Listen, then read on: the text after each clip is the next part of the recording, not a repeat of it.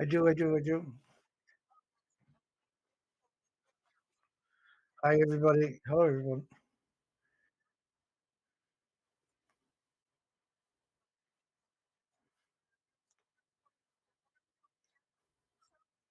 Hi.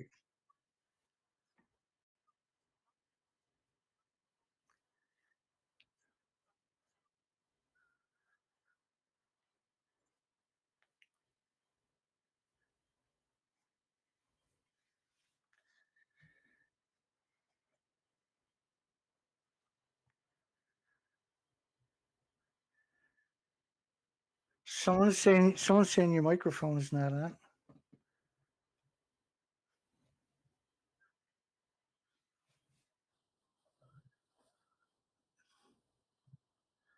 Because I can hear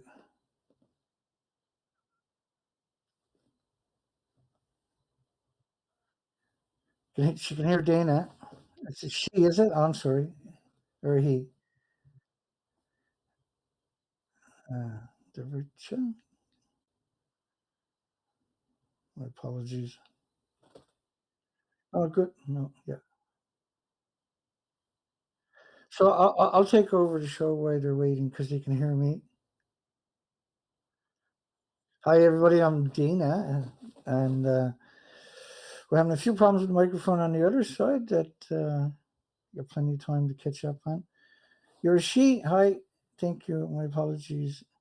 Okay, and so we're going to talk about Fukushima. I'm going to share screens for a few moments and just show you through and explain some pictures of Fukushima. We're going to talk about tanks, and we're going to talk about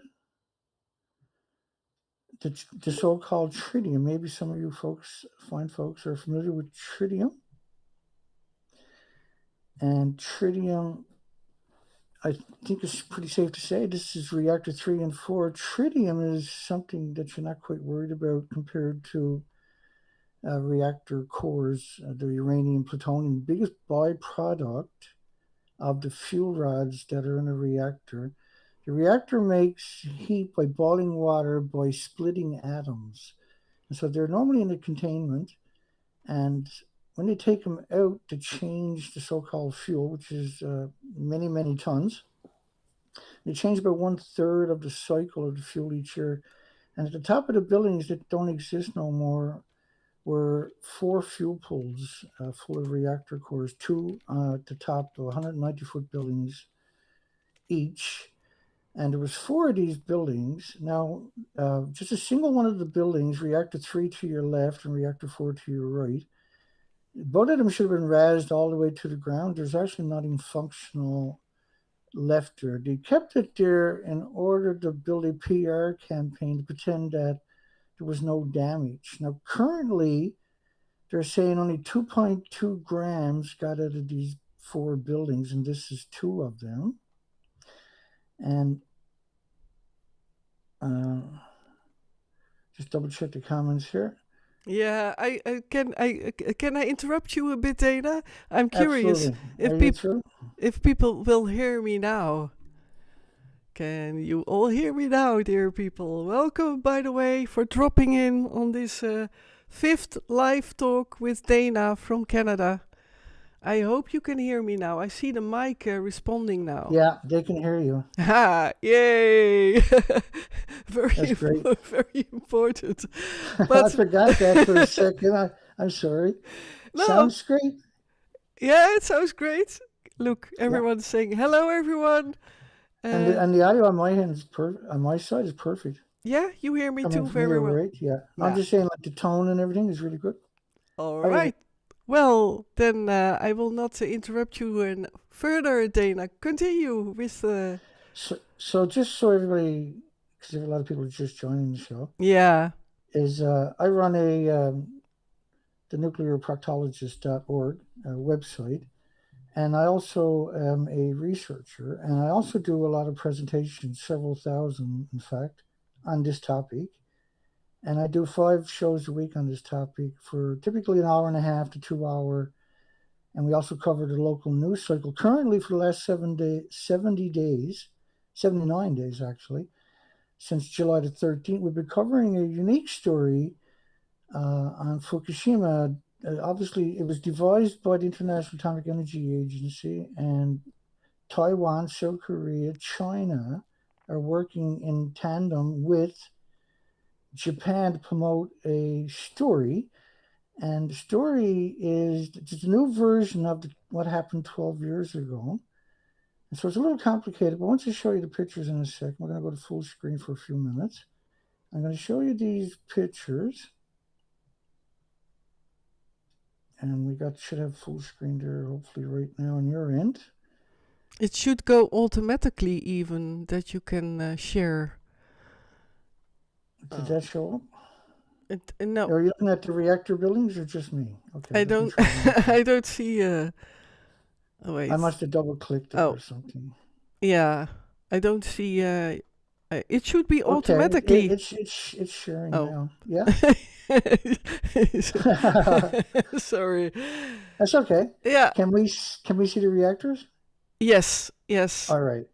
So I'm going to run you through the story of Fukushima. Now, officially, only 2.2 grams of tritium got out of these buildings, but these buildings were 190-foot tall. These are reactors at the Fukushima Daiichi. And if you haven't seen these pictures, it's because we've been covering it up for 12 years. And you're in very great hands today. We're going to get you right up to speed. It's not a difficult story when it's presented in the right format, and we happen to have that here.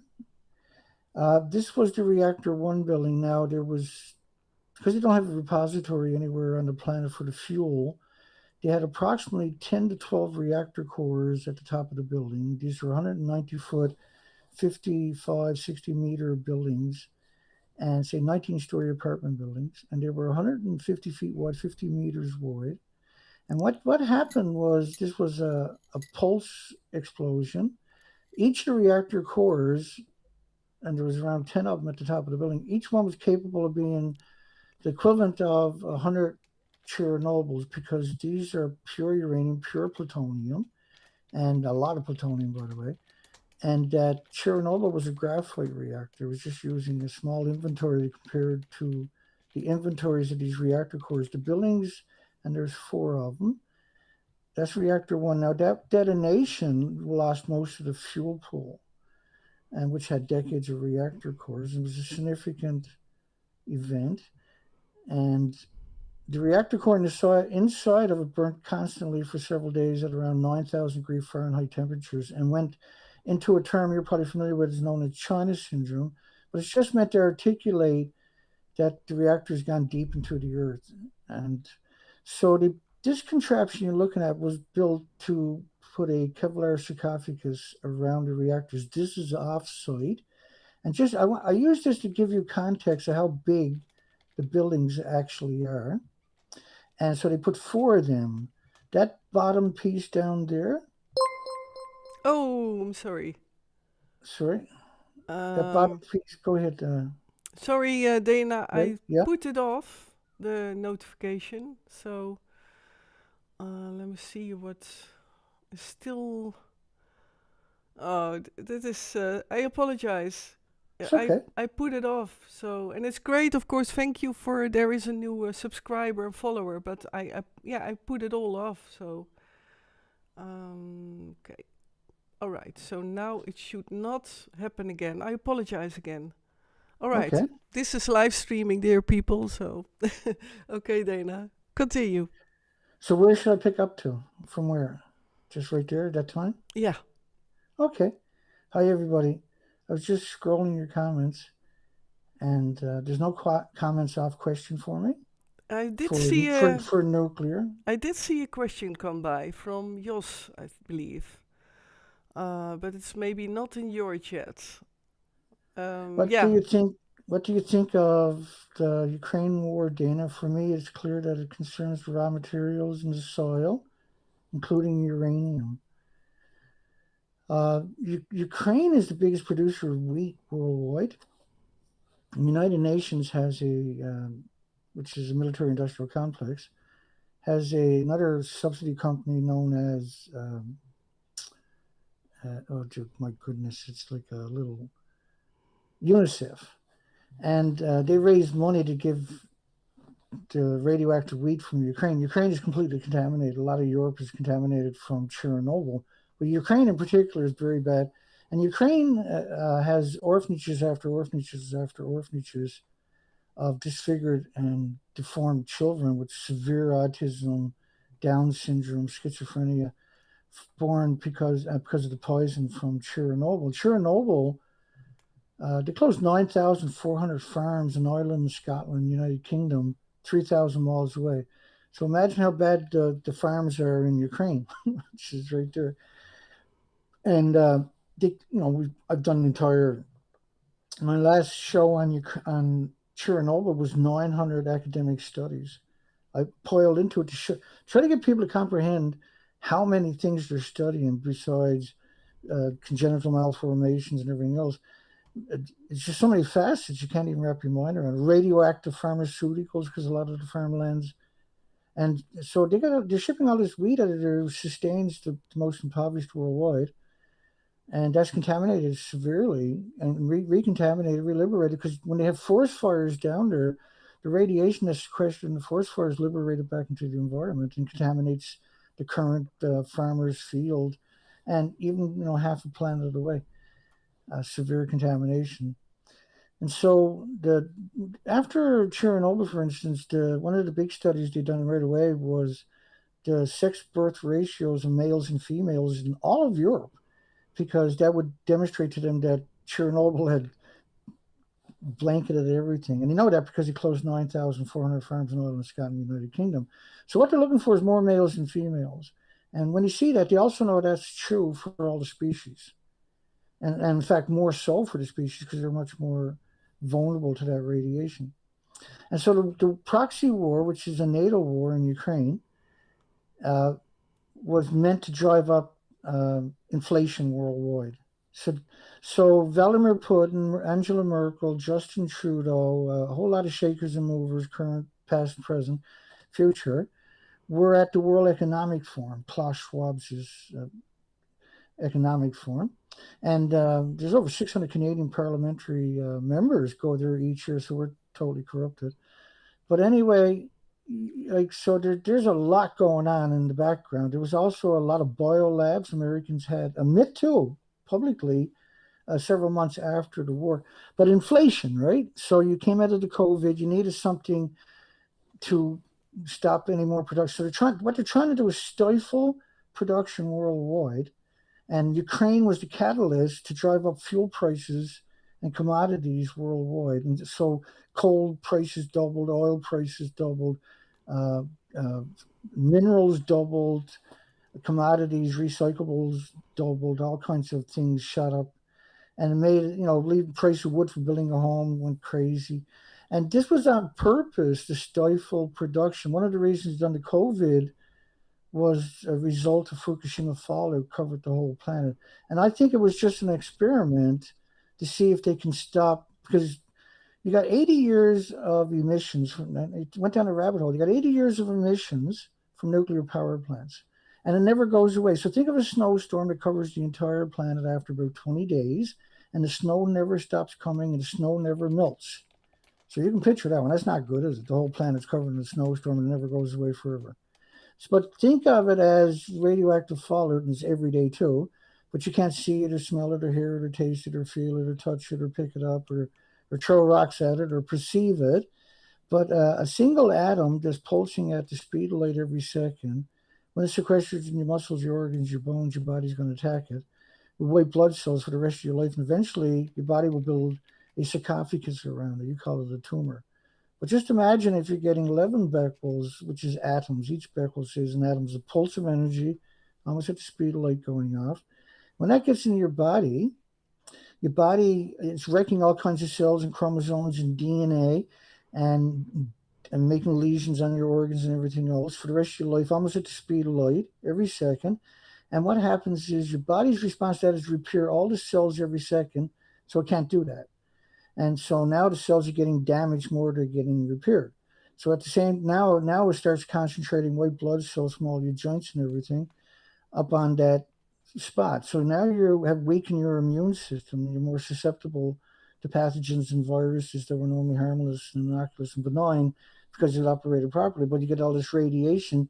And for children and insects and animals and mammals and birds and stuff like the smaller species, they're extremely vulnerable to it, right? Because they're developing. And so when it sequesters in their bones, and it does, burn holes through their lungs and up in their bones, and it mutates the stem cells. And then we had a pulse event happen 11, 12 years ago from Japan. We had a huge emissions into the environment that dwarfs all nuclear testing and accidents combined in quantity and quality. And what that done to the ecosystem was it started wiping out the bacteria and the fungus in the forest. And so the forests are no longer breaking down the foliage or the litter. And so when you start getting lightning strikes after a few years, the forest fires that erupts, or this foliage and foliage, these leaves that didn't break down are very big compared to what normally would have been in the ecosystem. But when you got rid of the bacteria and the fungus, we know this from Chernobyl and other places, when you get rid of the bacteria and the fungus, the earth doesn't soak up water. The water just runs off, and so you get all these amazing flash floods you would normally never see there because the ground is not soaking up the water no more. But also, the forest is so dry, tinder dry, that when you do get lightning strikes, the whole forest burns instead of just the upper parts of the forest. Because normally the bottom parts, all the root system has, but the roots don't work without the fungus and the bacteria. And it's the same thing for everything that breaks down the forest. And we kind of went off subject. We kind of, not off subject, but you went way down the rabbit hole on the subject. And so you can see the correlation if you go back to 2011 and look at the abnormalities of typhoons and cyclones and hurricanes and unusual events, whether like wind over 200 miles per hour, sustained coming ashore. And when it hits the coastline, the storms are so big and so wide, it just sits there for days and eats up everything at 200 miles per hour, 235, 260 mile per hour gust. And we've seen like 5 hurricanes in a row in the Atlantic a few years back with these types of winds. We don't have any infrastructure to withstand that kind of wind because we don't have building codes for that because we've never seen that before. But we're seeing it post Fukushima. And it's the same thing because we kill the phytoplankton in the ocean and the freshwater surfaces because they're the first to be, and they're the biggest piece of real estate. The radioactive fallout. Think of a snowstorm covering the planet, a lot of it's going into the ocean. It's the same thing with radioactive fallout. And so that wiped out the phytoplankton. And what species are vulnerable to, dependent upon the phytoplankton? Well, every species in the ocean, but it's also 50% of the oxygen that the planet is produced here. And so when you wiped out the phytoplankton, what you expected to see and what you do see, and what the research expeditions that we've done for many years, 4 to 5 months a year on the ocean, counting species we're seeing, was an extinction event. And, I'm going to show you some of that documentation. In fact, I'll bring it up to you because the most important part of Fukushima to remember is there's so many things, the repercussion, and this has been going on for 80 years, but Fukushima was the straw that broke the ecosystem's back. And so let me show you, I'm going to share the screen with you here in a moment. And it's what's really hard to comprehend, I'm probably sure for most people, is that a few buildings could have these kind of attributes. And so you'll understand that though by the end of the show, and you'll be extremely well informed.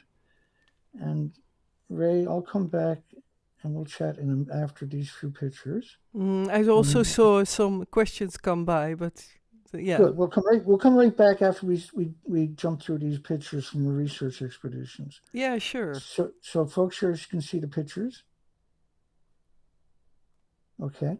So this is one of the boats, and that was in the water yesterday, by the way. And so that I done with these boats here, 6 years of research from Vancouver, British Columbia, Canada to Alaska. And there's around 27,000 islands, which will take you 71 years to visit an island a day. Think about context. And so what I done was went up and looked for the species. And I used to be an ex-commercial diver, and I worked in boat oceans, but I know this coastline very well. And so I spent years and years, 4 to 5 months at a time. And what I discovered was quite stunning. The species to your left, which were there in 2011, had disappeared. And the reason I went year after year, and so keep your eye on the species to your left, they're now exterminated. We went back year after year to see if they recovered. and very arduous, very long journeys for many months at a time without coming home.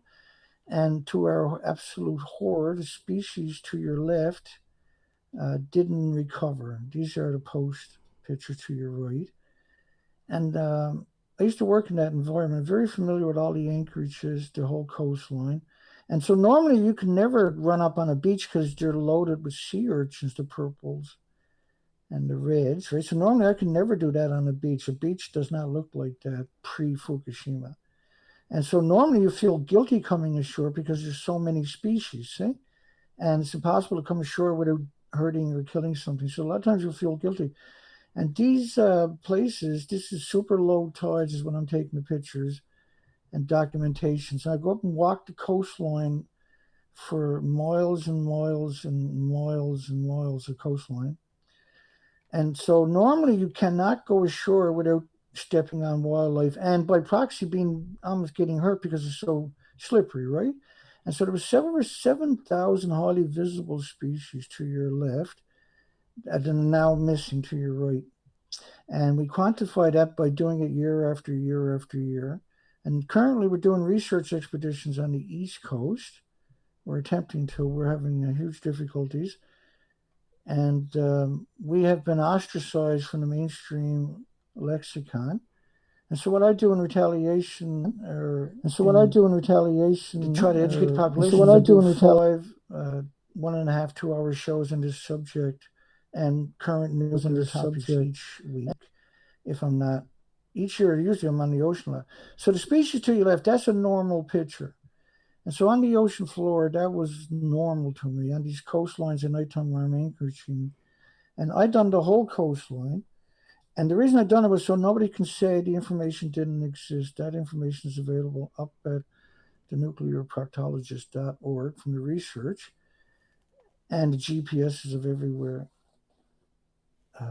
that I've been is documented with the pictures. And so what we discovered was Fukushima fallout did have catastrophic effects. And what we're seeing now, 12 years later, is just the big picture. And so, well, ask the host here now, who's probably got your eye on some questions, do you? I did see some questions come by. And it's also nice. And can I ask you to maybe for specifically the people who are not used for the quick English speech to do it a bit slow down. Great idea. Thank you for reminding me, by the way. Because each episode I still haven't learned. Yeah, well, it's your enthusiasm that is also nice. Let me see. What are the questions? We came by already this one. By the way, thank you for Artis Liberalis who said on YouTube too. He also says like, for questions you can type in question or Q in the chat, capital Q. Then I see it very well in the chat. And wait, here is.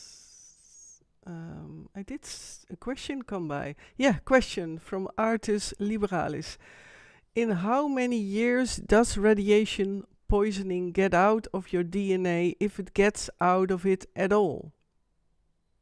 Yeah, no, it doesn't get out. No, it sequesters there. Your body attacks it, keeps it there. Basically, it electrically binds with your chromosomes, your DNA. It settles down. Well, it likes to go in your organs, your bones, or your muscles, and then it'll just what's known as sequestering means it's going to stay there.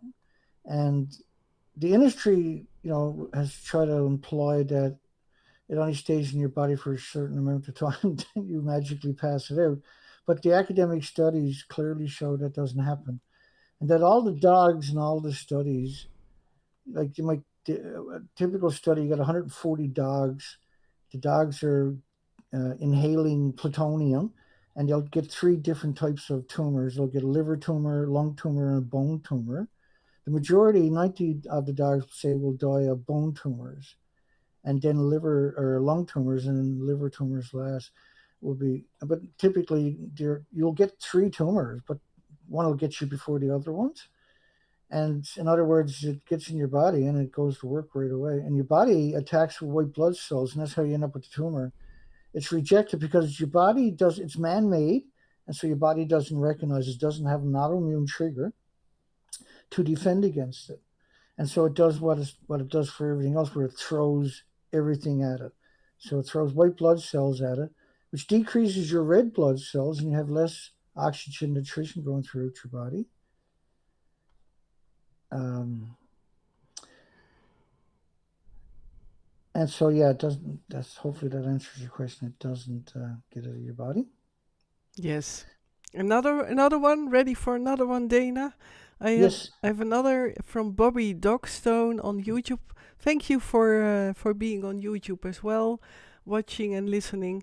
The question is, what is the half-life of the radioactive material that is dumped into the oceans? And so that's that question. If you're, are you familiar with tritium? Is you asking about tritium? So I'm just going to wait for you to reply in the comment because I'm pretty sure that's what you're asking about. And if you're talking about tritium, then I got the right answer for you. Now Exactly. tritium is the last isotope you're worried about. I'm going to bring you to the full screen for a second, just long enough to explain tritium to you. Then I'll come back over here. So what can we do with the things you brought on topic? Well, you got to know yourself what the issue is. So I'm going to show you that right quick here. I have a neat way of explaining that to you. So what is the issue? What is the issue? So let's go back through some of the headlines from back in the day. The International Atomic Energy admitted that there's no such thing as a safe level of radiation, and that the standards are based on benefit, not safety. So radiation standards are based on benefit, not safety. That's the International Atomic Energy Agency. So they're talking about natural stuff. They're not talking about stuff from nuclear meltdowns or nuclear power plants or from nuclear weapons. So that their standards are based upon bananas and potato chips, which are you can't make a nuclear weapon out of. So they don't have a standard, in other words. So so they should be disbanded because they don't serve a purpose if they're not actually going to have a standard. So I always thought that was such a bizarre statement. But if you look to the cancer doctors, nuclear radiation is the most carcinogenic thing that exists. And that one of the things, there's 1,800 diseases you got to worry about on top of this. And so we're already deep down the rabbit hole. We're 80 years into this radioactive apocalypse. And this thing is in auto mode at the current mode. And I'll explain that extreme increase in mortality caused by cardiac diseases. This is 2012. That the death rates might give the creeps to some people. So in a single month, Japan showed an extra 12,700 people dropping dead of heart attacks. They showed there was actually 865,000 extra cancers in the first year, and not everybody got health care. There was, in the first year, by 2012, a study came out. Now, typically, there's one in a million children will have thyroid tumors. And because the thyroid is 3 centimeters by 5 centimeters. And so they were showing 13,646 out of 38,000 with sometimes multiple tumors on their thyroids. And that means a whole lot of things. But one of the things it means is that scaled up at 35.8%, if you check a million kids, that's going to be 358,000 of a million with tumors 2 centimeters on a gland that's only 3 by 5 centimeters. But in order for that to happen, you had to saturate the thyroid gland pretty severely, which meant you're producing a huge, massive amount of radioactive hormones. And that's all you're producing is radioactive hormones. Which means you're loading up the pituitary gland with radioactive hormones. And the pituitary gland, of course, its function is incredibly important to your mental and physical well-being. In complete total. It's totally dependent upon those hormones. So these are catastrophic numbers. They're also seeing 6 out of 10 children with diabetes. And the reason was 50 becquerels a kilogram in humans lead to irreversible lesion in vital organs. Irreversible lesions in your vital organs. Now, the limit that they allegedly are shipping food, 1 billion pounds a year out of the nuclear wasteland, they've never stopped growing it, is 1 billion pounds a year. And that's at, they claim that 100 becquerels a kilogram. But we know for a fact that it's infinitely more than that. And so we're in real trouble. Now, there was 55 countries banned the food for 10 years from 14 prefectures, not just Japan. But you get heart problems, liver problems, lung problems, respiratory, pituitary, thyroid, adrenaline, Alzheimer's, dementia, autism, diabetes, Down syndrome, schizophrenia. There's around 1,800 these, well, literally everything in a medical textbook. Because your body has a foreign invader and it reacts to it by flooding your body with white blood cells. So you have no oxygen, no nutrition going through your body anymore because of the lack of red blood cells. They call that leukemia, by the way. And you have a hypoxia because of this. And when you got hypoxia, you're making, your immune system is completely compromised. Child's risk of cancer is 10 to 100 times higher. And so the research, and that's just to kind of give you that mode, get you into that train of thought. And let me show you just two or three more, and I'll come back over. 11 becquerels a kilogram, children start to see heart problems. 11 becquerels a kilogram. So I'll put that in context for you. 11 becquerels a kilogram.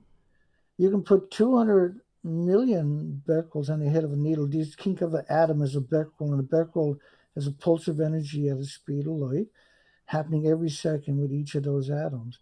And they wreck the DNA and the chromosomes and the lesions on your organs, everything else. It does that for the rest of your life every second. And 60 seconds every minute, and 1,440 minutes a day for the rest of your life, pulsing energy. And if you die and they incinerate you, cremate you, your ashes, you'll liberate that radiation back into the environment. It'll float around for 1,000,000 years if necessary, find another host, sequester in their body, and do the same thing to them that have done to you 1,000,000 years down the road. That's some of the attributes these things have. And so it's very dangerous for a very long time. And they've been releasing it because you can't contain the emissions.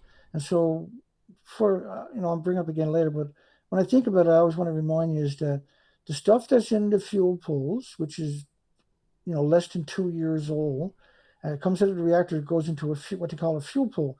It's in the pool to cool down, but it's hot because it's splitting atoms. And those atoms are the atoms we're talking about, the harmful atoms, and there's no containment. And so they're released on site every day through the tall, skinny stacks. And most of the nuclear power plants worldwide are surrounded by farms, very prime land, very active farms. And when they're building dumps and stuff like this, that's what they buy is prime farmland. And the idea is to follow from the repackaging and the shipping and everything is vented when it's shipped. It's a snowstorm. It's hard to comprehend. And I can show you though. I'll show you what's happening each and every day worldwide. And now think of gas, oil, and cold in this equation. Gas, oil, and cold. So this is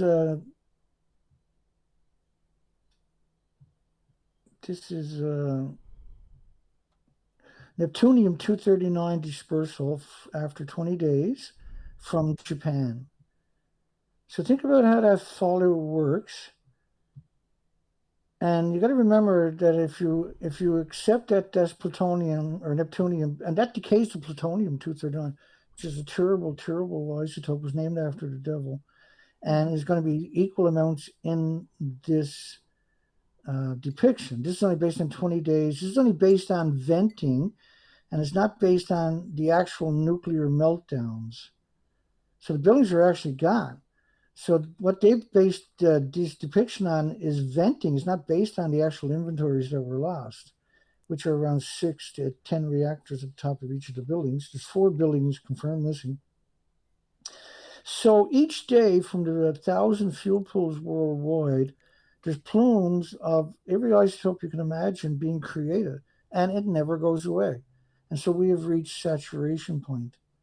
And so they're reaping what they know ultimately this was going to lead to. Because the fuel pools, each reactor core boils water for 1 million homes by splitting atoms. You put 2 million atoms on the head of a needle, you can't see it. Imagine how many atoms we're actually talking about. And these depictions are only based on venting, not based on the inventories, the reactor fuel, the reactor cores, or the fuel pools from the buildings. They're just based on the original couple of days where the industry claimed they were venting. But remember, they had a tsunami rip out 1,200 miles of the coastline. There was no telephone poles. They didn't have any power. And so they actually couldn't even vent. There was a total meltdown of the buildings. And there's lots of studies, like 1,500 atoms of the radioactive sulfur. This was because they were spraying salt water on the reactor. And it's a phenomenon they've known since the 50s with the ocean testing, that the sulfur is liberated from the salt water due to the enormous temperatures, and that the uranium, plutoniums, the radioactive americium, neptuniums, the strontiums are uptake by the sulfur, and then is known as the sulfur peroxide hydrogen buckyballs.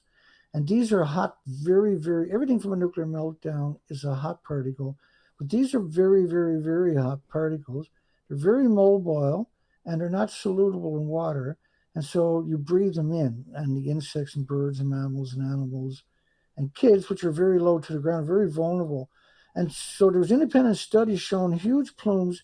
This plume study was 1 to 10 million becquerels of cesium-137 by France government. And there was another study for the Norwegian Institute of Air Research of 1 million of xenon-133, which burns a hole through your lung.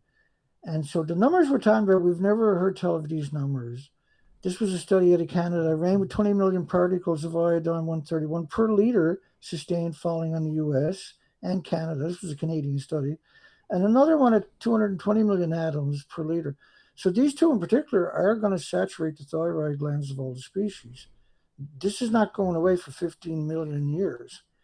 And it was detected, obviously, in the drinking supplies to large numbers. Elevated levels continue for months, but it doesn't go away. It never goes away, and your Geiger counters that you're going to buy can't find that.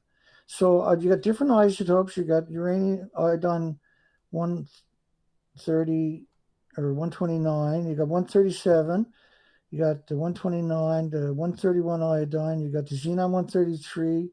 And I just showed, the first one I showed was the cesium back there. I'll go to it again. You got sulfur peroxide hydrogen buckyballs. All of these different isotopes are all traveling together.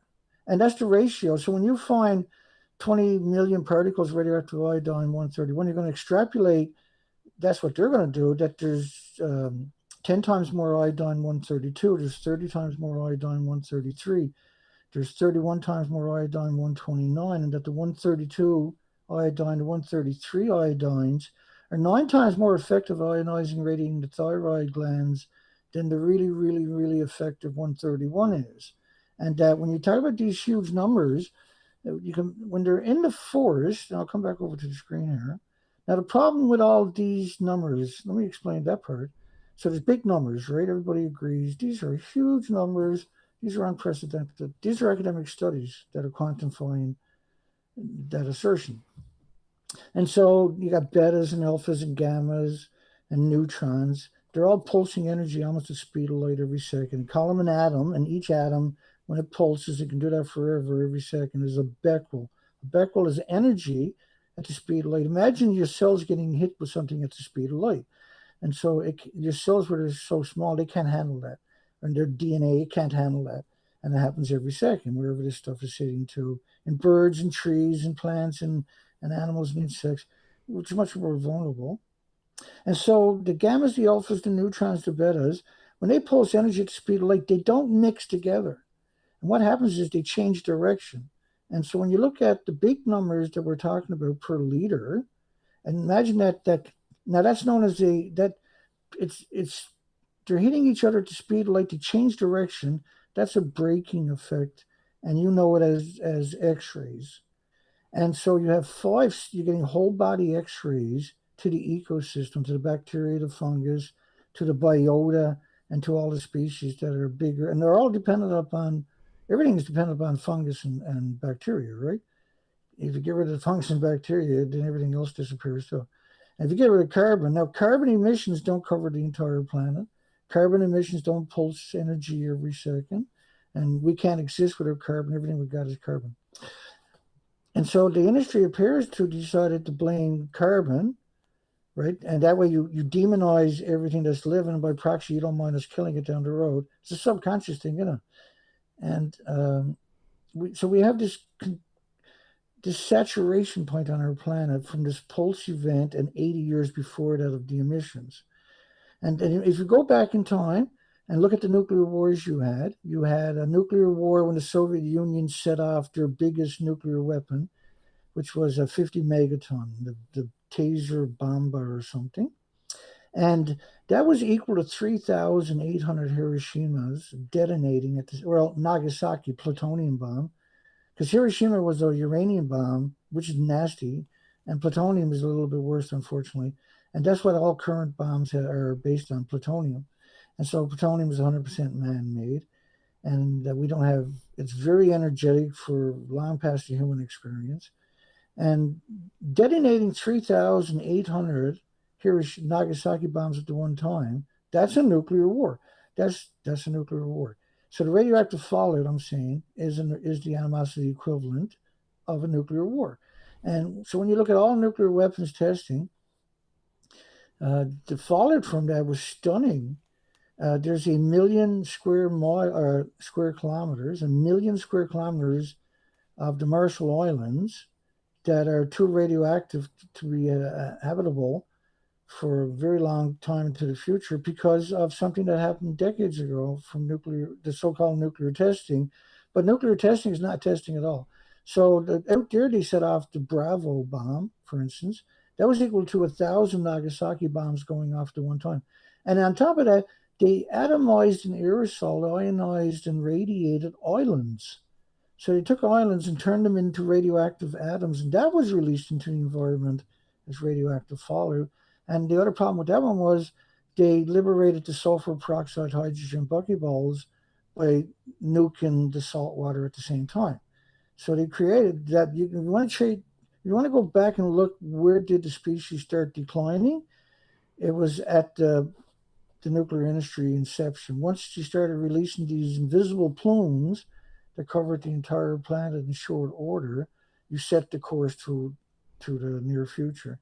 And Fukushima was a pulse event. And so we had multiple meltdowns all over the world that have been covered up. But each of the reactors in Japan are far exceeding all nuclear reactor meltdowns worldwide combined for each of the buildings. And that's got to get it. We got to deal with this at some point in the future. Now, the industry can't survive if this narrative comes out. And so recently, on August the 24th, everybody knows the Tritium story, I would imagine. They're releasing water from Fukushima tanks into the ocean. And what they're trying to do is pretend, and I apologize to Ray for, we're supposed to take questions. Let's take some questions, actually, because I was just. you know what I'm like? I won't stop. Go ahead, I'm sorry. It's totally fine. No, it's very. I'm that's also very concentrating on what you're talking about, so I really want to let it in because every time I learn more from. It's now the 5th time that you're my guest here, but every time I learn more, and because of repetition, I also understand even more, and I feel all that already a lot. I'm a feeler and not so into all theoretic things, but I feel many things are so combining for me even stronger. How, for example, also the cancer and so on has increased worldwide, and everything, the environment. But let's go to the questions indeed. And I myself have also a few questions before I will answer the other questions. Like you mentioned about it, that was one of my main things, like how are China and so on, because you talked about that they are now working together with Japan. Is that what you said in the beginning? That I heard you talking about that. About who? And that they work together in cloaking what really happened, and as well with the. That's right. Yeah. Oh, okay. Yeah. So, and I do a news cycle 5 days a week, and this is what we're seeing for over a decade is that the media colluding with the universities and governments Mm-hmm. to cover up Fukushima's event, Mm-hmm. and the most obvious, of that, and I'll bring that up. You can keep. I'll just bring up the most obvious picture that tells that story because Mm-hmm. it's done. And I just accidentally closed my folder. So here we go. Alrighty, I'll share screens with us as soon as I can find the picture. There we go. So what was interesting in 2013? Are you And sharing now? Because there no, is. I'm sorry. Any second here It now. Here we doesn't go. doesn't matter. I'm glad you remind me. Thank you, Don. Yeah, of course. Here we go. No, because you got a good memory. I don't for this stuff. So the buildings to your right. Am I sharing screen? I should be sharing Yes, screen. yes, Yeah. you're sharing. Yeah. So the picture to the right is mainstream media pretending they're in the fuel pool in 2013, 2014 at the top of reactor 4, which actually doesn't even exist. And what you see left of the building to the right should have been razed all the way to the ground. The building actually doesn't exist. That doesn't exist. And so the reason they didn't do it is they wanted to pretend that they were in the fuel pools at the top of the building that doesn't exist anymore. And this is just a fraction of the media. Now, why would the world's media pretend they're in a building that don't exist? What could possibly compel them to do something like that? Right? That's probably one of the most important questions. Well, and here's an example of them doing the same thing for reactor 3. And I cover this stuff all the time. I cover it as it happens too, by the way. And then we use it to tell the story later. So media representative walks on top of number 3 reactor building. And so number 3 is the building to your right. So you can't walk on top of the building that doesn't exist. And they've done the same thing for this building. You can't walk on top of that building. So why, knowing these pictures exist, right? The interesting question is, why is the media claiming that they're on top of the building that don't exist? Because of the catastrophic effect it had on planet Earth worldwide, and which we quantified by doing research expeditions for many, many years. And what we showed year after year after year by doing these research expeditions for 4 or 5 months, and I put GPSs with all my research expeditions for the 6 years that I'd done it, was that the species to your left were exterminated. And that's why they were faking the buildings being intact, because they didn't want the nuclear industry to get held accountable. Because the industry is a very so 90% of the money that's used in nuclear, which is, they have access to the monetary systems on top of everything else. 90% of it is used for administration, not for actual infrastructure. So for the industry to build anything, it has to chew up 90% of the money just for administration. So only 10% goes to material. So if they want to build a garage, they need if they got $1 million, then 900,000 of it goes to the office workers. Only 100,000 actually goes into building the building, and that's how they work all the time for everything. And this way, they have all kinds of extra money. And then say, like, just recent today came out, the sizable C, I think in the United Kingdom they're going to start. The original number was $18 million, and the new number is 39 or $18 billion.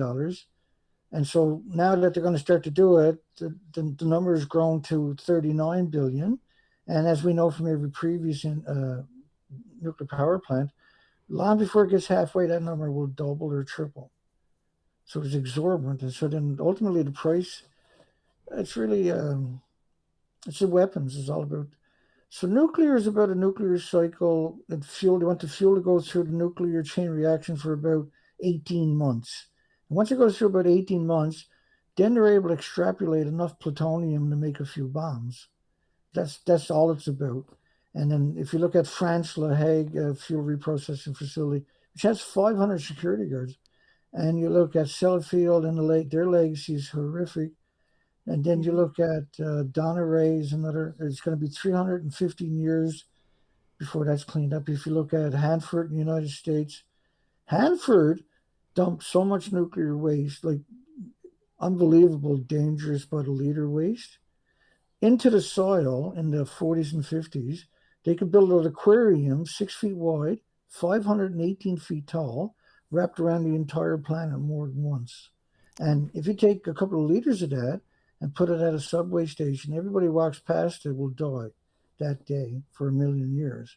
That's how dangerous the stuff we're talking about. Mhm. And they dumped so much you can build a wall 518 feet tall wrapped around the planet of it. And that's just one of the, China done the same thing. Soviet Union done the same thing. Russia's Mayak is doing the same thing. Mhm. Pakistan and India are doing the same thing. So how long can the planet survive in this catastrophic? This Exactly. stuff is, yeah, go ahead. Yeah, maybe that is then this question of Bobby that was already a while ago. But so, what can we do about the things you brought on topic? Yeah, that maybe fits now that question coming from the chat. Not much. Yeah. Unfortunately, not much. Well, so one of the things you definitely can do is you can end nuclear, and you can do that Mm. by making the world appreciate the adverse side effects of the emissions that dictate you got to shut them all down right now. They're not necessary on top of that. Mhm. Uh, Now, if you went after say, well, we're only going to shut down nuclear power plants that are surrounded by farms because they're always emission and the food goes out to the supermarket and all these people get sick and die and get terrible diseases and illnesses and autoimmune deficiencies and injuries from eating this stuff. Then you got to close down every nuclear power plant on the planet. They're so evil that their plants are designed to be built in farmland to get rid of the emissions to ship it out to the supermarkets. That's how crazy they actually are, Mhm. and that dictates that you got yourself a real issue on your hand. Mm. So, Yeah. what do? You don't want to eat shellfish because shellfish bioaccumulate radiation about 125,000 times more than a codfish, for instance, does, or any fish does. So you can eat a bowl of radioactive, highly contaminated seafood, like clams or mussels or scallops or something like that, and you can have serious cancer within a couple of weeks from the displacement of your red blood cells turning into white blood cells. So your body now can't function anymore. You have hypoxia. They call it leukemia, is what they call that, right? Mhm. Where you have so much white blood cells in your body that you don't have any more red blood cells to function. That's called leukemia. Mhm. And taking someone in the hospital and blasting them with radiation doesn't cure right? And Yeah. that's what people are doing. Yeah. It is. Okay, kind of Yeah, it's got off track a little bizarre bit. because I saw in one of these documentaries of people were then near Fukushima, and that then there was a jewelry shop which was robbed, and then I had to think about that was emptied there, and these people, where are these jewelry? They might end up in Europe or somewhere else in the world with a Somewhere, one they're going somewhere. particle. One active particle can damage. That's If if it's I inhaled think. in your body and this stuff comes in, if it's from the wasteland, Mm, you're talking huge, huge numbers. uh, Um, mm, Now, a couple of months back, there was urban explorers went back into Okuma. mm, This is about 2.5 miles, 2.5 kilometers actually, from the ongoing nuclear meltdowns. This is mm, abandoned. And they went there in 2019 and videotaped this hospital, and everything was obviously left behind. All mm. the the all expensive equipment, $1 billion or something worth of equipment. Um, so they went back this year, and all that equipment is gone. Exact. Everything's Yeah, gone I saw that from a too. from a nuclear wasteland. Yeah. And I was my God. So people that are very vulnerable are in the hospital where they're being given this stuff. Mm, yeah. Yeah, it's horrific. But shall we continue with more questions, Dana? Are you up for Yeah, by that? all Because means. Yeah, otherwise, always. then we can also do that, of course, at the end. But I think now it's maybe a No, good no, keep moment. going. That's great. Yeah, That's great. Delvertje, Delvertje, thank you for your question again. It was already 24 minutes ago, but question: is the nuclear plant in Petten? That's yeah, maybe you heard of that, but that's a nuclear plant in Netherlands that makes Right? I'm familiar with it. Yeah, I'm familiar with it. that makes medical products just as potential dangerous as a nuclear power plant or a plant for nuclear weapons. Right. And so if you go out to Elsevier, Springer, or Wiley, any of the major publishers, and you type in sex ratio studies, and then you look at these sex ratio studies, you'll find out that they do sex ratio studies around these small nuclear medical, what they call medical, which I call genocide, but medical isotopes. What you're going to notice is they've done a lot of studies around these plants. And the only reason you would do a sex ratio study around these small reactors, these small megawatt reactors, is because you're expecting a huge amount of contamination.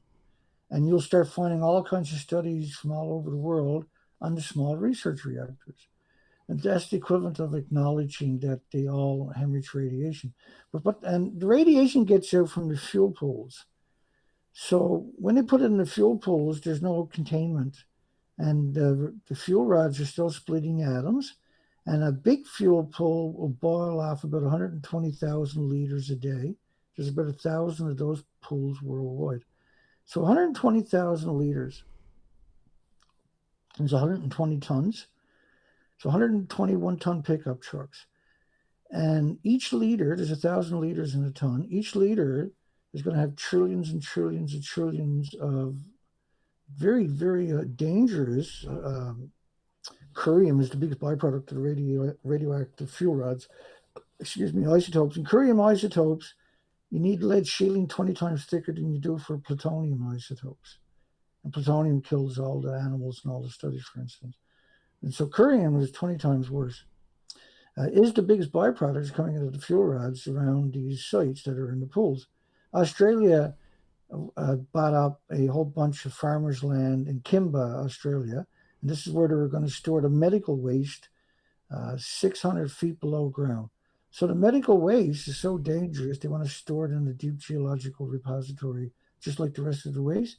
Because so instead of being a reactor that can power 1 million homes with electricity and businesses and that, it's just a small reactor. But the fuel rod's the same fuel rod, right? And so what that means is the emissions around the sites are very dangerous. And a typical nuclear power plant will have around 1,000, in North America, has about 60 to 150 sirens within 10 miles of it. And the idea is people can evacuate that zone, which means if you live within 10 miles of a nuclear power plant, you're in great harm. It's impossible not to breathe it or have it infiltrate your home. And you can't filter this stuff out because you can put 200 million atoms in the head of a needle, but you can't see it. And so therefore you can't filter anything out because you have to filter everything in order to keep such a small particulate out. And so when they talk about Fukushima and the tritium, the releasing from the tanks, well, the thing to remember is that, and I'll bring a picture for you. We'll just talk because that's what we're supposed to talk about tonight was Well, Fukushima and the yeah. tanks. We have there is so it's such a wide topic, the nuclear and this, yeah. It jumps everywhere. Okay, Yeah. so this is great. This is some pictures from my research expeditions, if anybody's not familiar. But that's not what we're looking for. And while you're Looks like we got searching, many questions come by, but yeah. continue, Oh, well, Dana. we can come back. We can come back. Yeah. Okay. Just let me show this picture, and I'll come back and get some questions, and we'll jump back here. So this is the stump of reactor 3. Now, officially, this never happened. The official story is this is no longer true, and the building is completely gone. The official story as of July the 13th this year is that only 2.2 grams got out of these buildings, including the detonations. Nothing got out. And so After 12 years, they decided to pretend that nothing got out of the buildings. And they got people there to prove it. Look, the people on the right, that's your mainstream media. They wouldn't lie to you. They claim they're 100 feet above the stump to your left. So the claim that they're only releasing stuff after 12 years and it's only tritium is so dishonest, so disingenuous, and so dangerous that I got no choice but to come out and challenge that type of assertion so that you can have an alternative narrative to think about because they're not going to show you those pictures. And I am, right? And that's why we're here today is to help get you back up to speed. So one good question is uranium radioactive? I don't think so until it is regretted. Yeah, thank you. The uranium is slightly radioactive in the original form. It's toxic as a metal, but when it goes through it, the reactors are put into a mode known as a chain reaction. Then it changes. It produces all kinds of isotopes. Now it's like a breeder, and it starts producing uranium daughters and plutonium and curium and americium, neptunium. A lot of these probably are not familiar to you, but these isotopes are very dangerous to everything with replicating cells. And then when it gets followed in your pollen becomes radioactive. That goes back to your pollinators and the moths and everything. And you destroy the ecosystem by getting rid of the pollinators because you're pollinating the hives too, right? One question is, Shall I mention a do you want question? to? Yeah, Because yeah, that's a definitely. while Go ahead. back ago, and I Go ahead. I'm sorry. Thank you. no, it's fine. But then it goes better, I guess, that I take the questions a bit earlier. Well, that was almost Yeah. 30 minutes ago. This was from Nobby Noble. I think it's a question. Cesium 134, Cesium 137, and Xenon 133. Which one is worse in my kitchen? I have 2 grams of each. After Chernobyl and Windscale, I left my windows open. I'm not sure if that's really a question. So I. Yeah, that's a question. Yeah. Oh, that is a Well, question. Yeah, that's a great because. question. Yeah, okay. Well, if you got a gram there, you need to run as fast as you can Yeah. out of your house. Yeah, that's why I Just I had to don't let look in the back. Just question. run. Yeah. Yeah. Uh, 30 minutes has gone by. It's probably too late. whoa. But you should have ran Yeah. when you found it. So a quarter of a gram of it was lost on the highway early in the year in Australia, and people driving past it on the highway would have got the same dose as a couple of X-rays driving past it at 60 kilometers an hour. So if you take a whole gram of it and put it on your kitchen table, down the road this is going to come back and haunt you real, really bad. Mm. And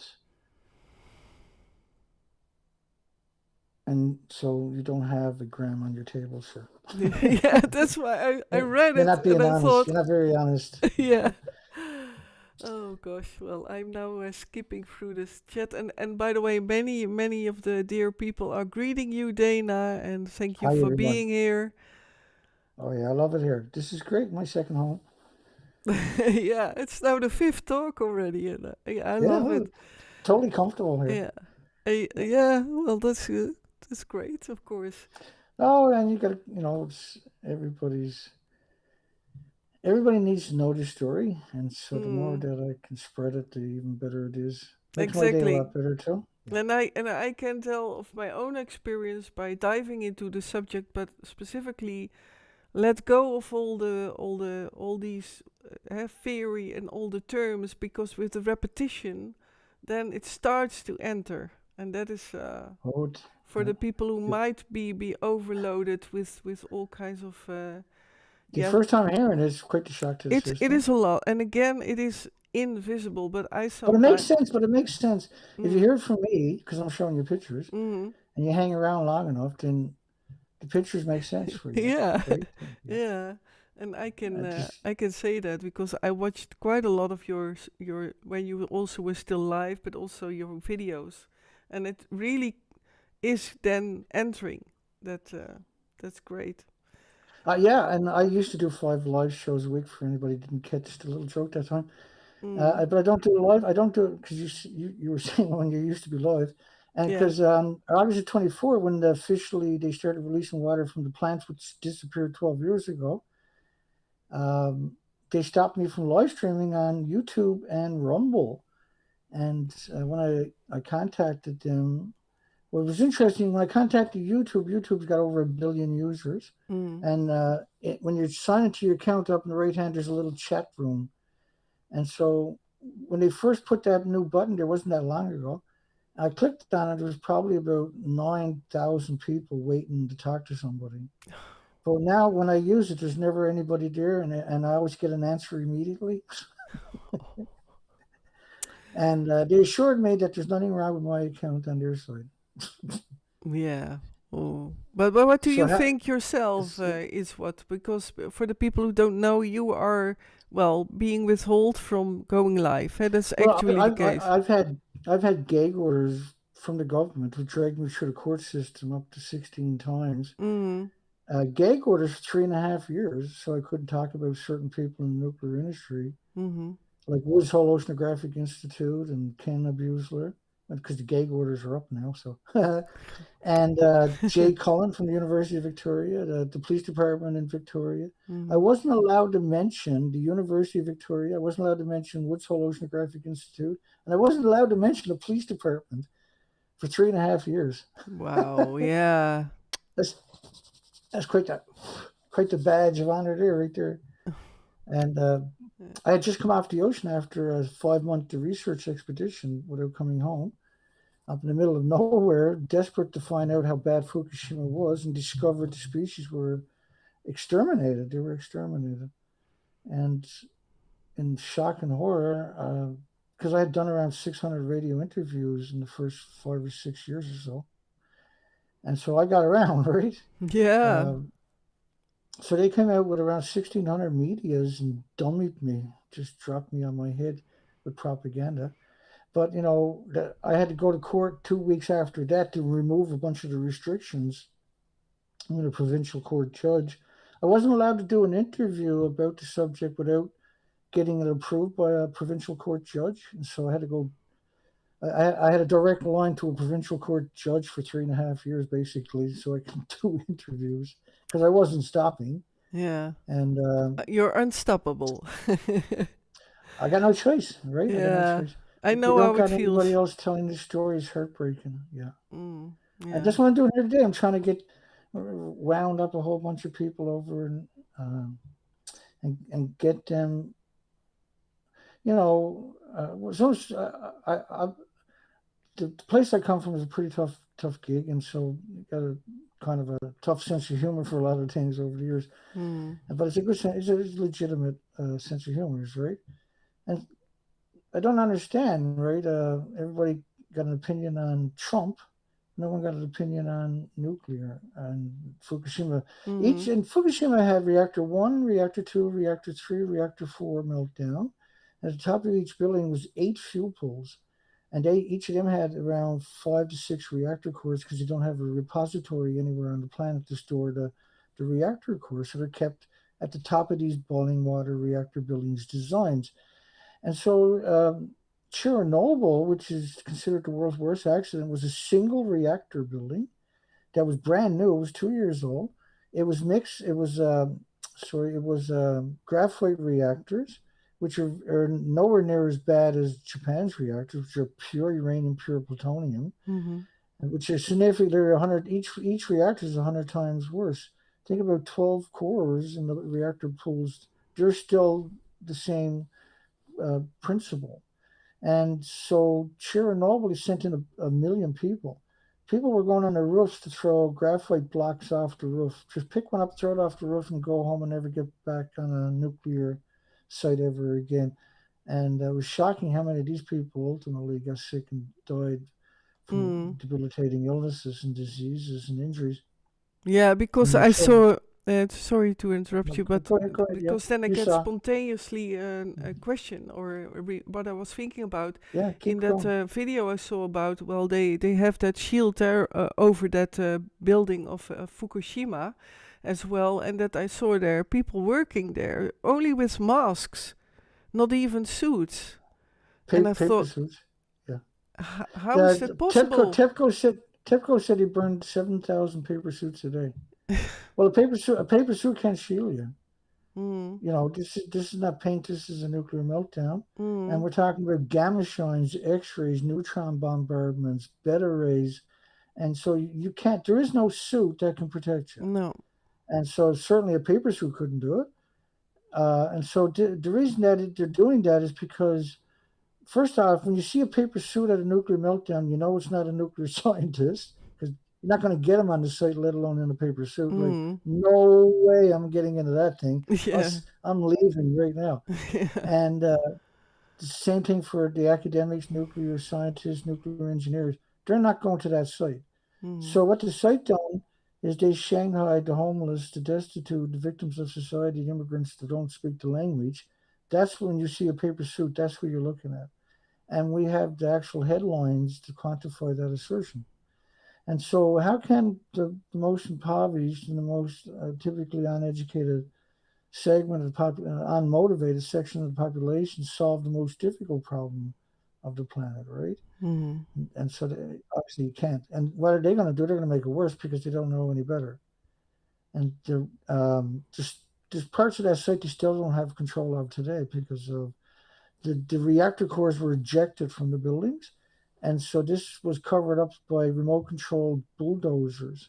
And then they put cement over that. Then they mm, put steel plates, they put 16-foot steel plates welded together over all the site. Then they put cement over that, pavement over that. And then they put more steel plates on top of that to shield them from the neutron bombardment from below, from some of the places where they buried the actual. So three sieverts, which is one way to describe the emissions from the fuel itself, mm. is a lethal dose to humans. If just a short exposure, you'll die within a few weeks. Your organs will start to melt. Jeez. But the numbers outside the reactors were around 1 million sieverts. And that's not because of Geiger counters, it's because of planes that flew over it. And they're able to extrapolate certain numbers. And that was one of the numbers they showed up, right? So that's no man's land. That's a lethal dose from 1,000 feet away, basically, 1 million sieverts. And so this is their solution was to tell a big lie. They had 1,200 miles of the coastline was ripped off, 2,000 square miles floating part of Japan out in the Atlantic Ocean, and heavy radioactive material fell on that fallout, and so that drifted all over the place, and also huge pellets that were under, got underwater, but it was still hung up in the debris, got carried far offshore. Now they also cemented the whole harbor of Fukushima plant because fuel rods had washed out there when the tsunami came back out. And there's in 2020 there was 736 pictures from a drone, very high quality, that got released, but nobody picked up on it. Only a Chinese newspaper. I had translated it on a story about Fukushima, and I seen all these links to a TEPCO, so I opened one of the links, and it was a download of pictures. So I went to the site, TEPCO's site, and downloaded all the pictures. It was 736 pictures. And when I zoomed in on the pictures, all four reactors, reactor one, two, three, and four, were redacted, were pixelated out. And these were just days after the tsunami. So I went through all the pictures, 736 pictures. And what I noticed right away was behind reactor four was the common spent fuel pool, where they have reactor cores from all six reactors. There's six reactors on that site. Five and six are quite a far away north of reactor one, two, and three, and four. In between them is the dry storage, which is cast. You put 50,000-ton containers and they put fuel assemblies, reactor parts of the reactor core in the assemblies because they have cooled down for a few decades. And they're stored in what's known as dry cast. That was almost at sea level. So the majority of that got washed out into the ocean too. But the common spent fuel pool was all pixelated. And also, when we headed north in the pictures, from the drone and zooming in, see all, looking for anything that was pixelated. At reactor 5 and 6, reactor 6 and the pump house and the stack for the fuel pools were all pixelated. And so officially, now I have a lot of headlines suggesting there was definitely huge releases from reactor 5 and 6, all six reactors. And the twin nuclear power plant, the Diney plant, 10 miles south, was an exact replica, was at the same sea level, the same foundation, built at the same time. Uh, had major uh, events there that appears to be covered up. They claimed, and we know the tsunami ran through that site the same as did 100 miles past it south, right? That whole coastline got washed out. It wasn't just one section, and which meant that they most likely had the meltdown there covered up. They're, they acknowledged last year that they are going never going to start there. That was the first time they acknowledged that they're not going to try to start that. They're going to decommission it. But we have headlines from the police apologizing and TEPCO apologizing for Diney because Diney definitely had some kind of a meltdown, and it appears to be the reactor, or we know a reactor had hurt its containment, but we also know a fuel pool was in deep trouble. There was huge amounts of radioactive water in the buildings. The only way that can happen is if there was some kind of release, right? But we still we don't have the whole number on it. There's suggestions of other nuclear plants could have melted down, but there was 1,200 miles of the coastline. Hmm. There was thousands of people killed. There's a lot of tragedies. There was boats everywhere, and nobody was really paying attention except for you know, the tsunami kind of took over the airwaves. Very riveting. I guess you remember that, do you? The tsunami, the Yeah. original pictures and Oh tweets? yeah, definitely. I when that tsunami happened, I was immediately on top of it, Oh, and from that was that moment, so? by the way, I also followed very closely from another who was capable from Japan apparently to show pictures, and I saw already disformed animals and the 30 million bags. I saw very close up pictures from that person, and that Wow, unfortunately beautiful. that website is Excellent. gone, Yeah. but I was so following it from a close and felt like, oh, this is major. This This is, and I still cannot grasp why they put these nuclear plants so close to the coastline. But specifically, I know with the water that is handy, of course, with her because of the yeah, Well, they built it in an earthquake zone, which is yeah, they have major exactly, earthquakes off that coastline for 3,000 years that they recorded. yeah. So they also known for 3,000 years that tsunamis up to 300 feet high will come in there every 100 years or less, right? That Yeah, and but exactly. they would have significant ones shorter time span than that. Yeah, So you're right when you said you don't understand why they built it. yeah. That's a great point because why did they build it in a spot they knew this was going to happen at some point? Mm, They knew it. They knew it, right? And exactly. they also know that the prevailing winds blow it to North America. Not all of it, but a huge amount of it goes straight across the ocean. Mm-hmm. So they were captured by America after Hiroshima and Nagasaki. And remember, Japan used to occupy North Korea for 50 years, right up until Hiroshima and Nagasaki. And then and then the United Nations went in there and bombed North Korea into non-existence. That was because they just changed their name from League of Nations to United Nations. And one of the first acts, of course, which is Eisenhower warned us about the United Nations, that was the military industrial complex. You got 195 militaries under one leadership. How can that go good? Mm. And they've taken over the sovereignty of all these countries. These countries don't make decisions on their own. They make the decisions at the United Nations, so-called united, but it's not united. No, no, And they not at all. They're from the beginning. They're already for far too long. I felt like a danger in the United Nations. That's so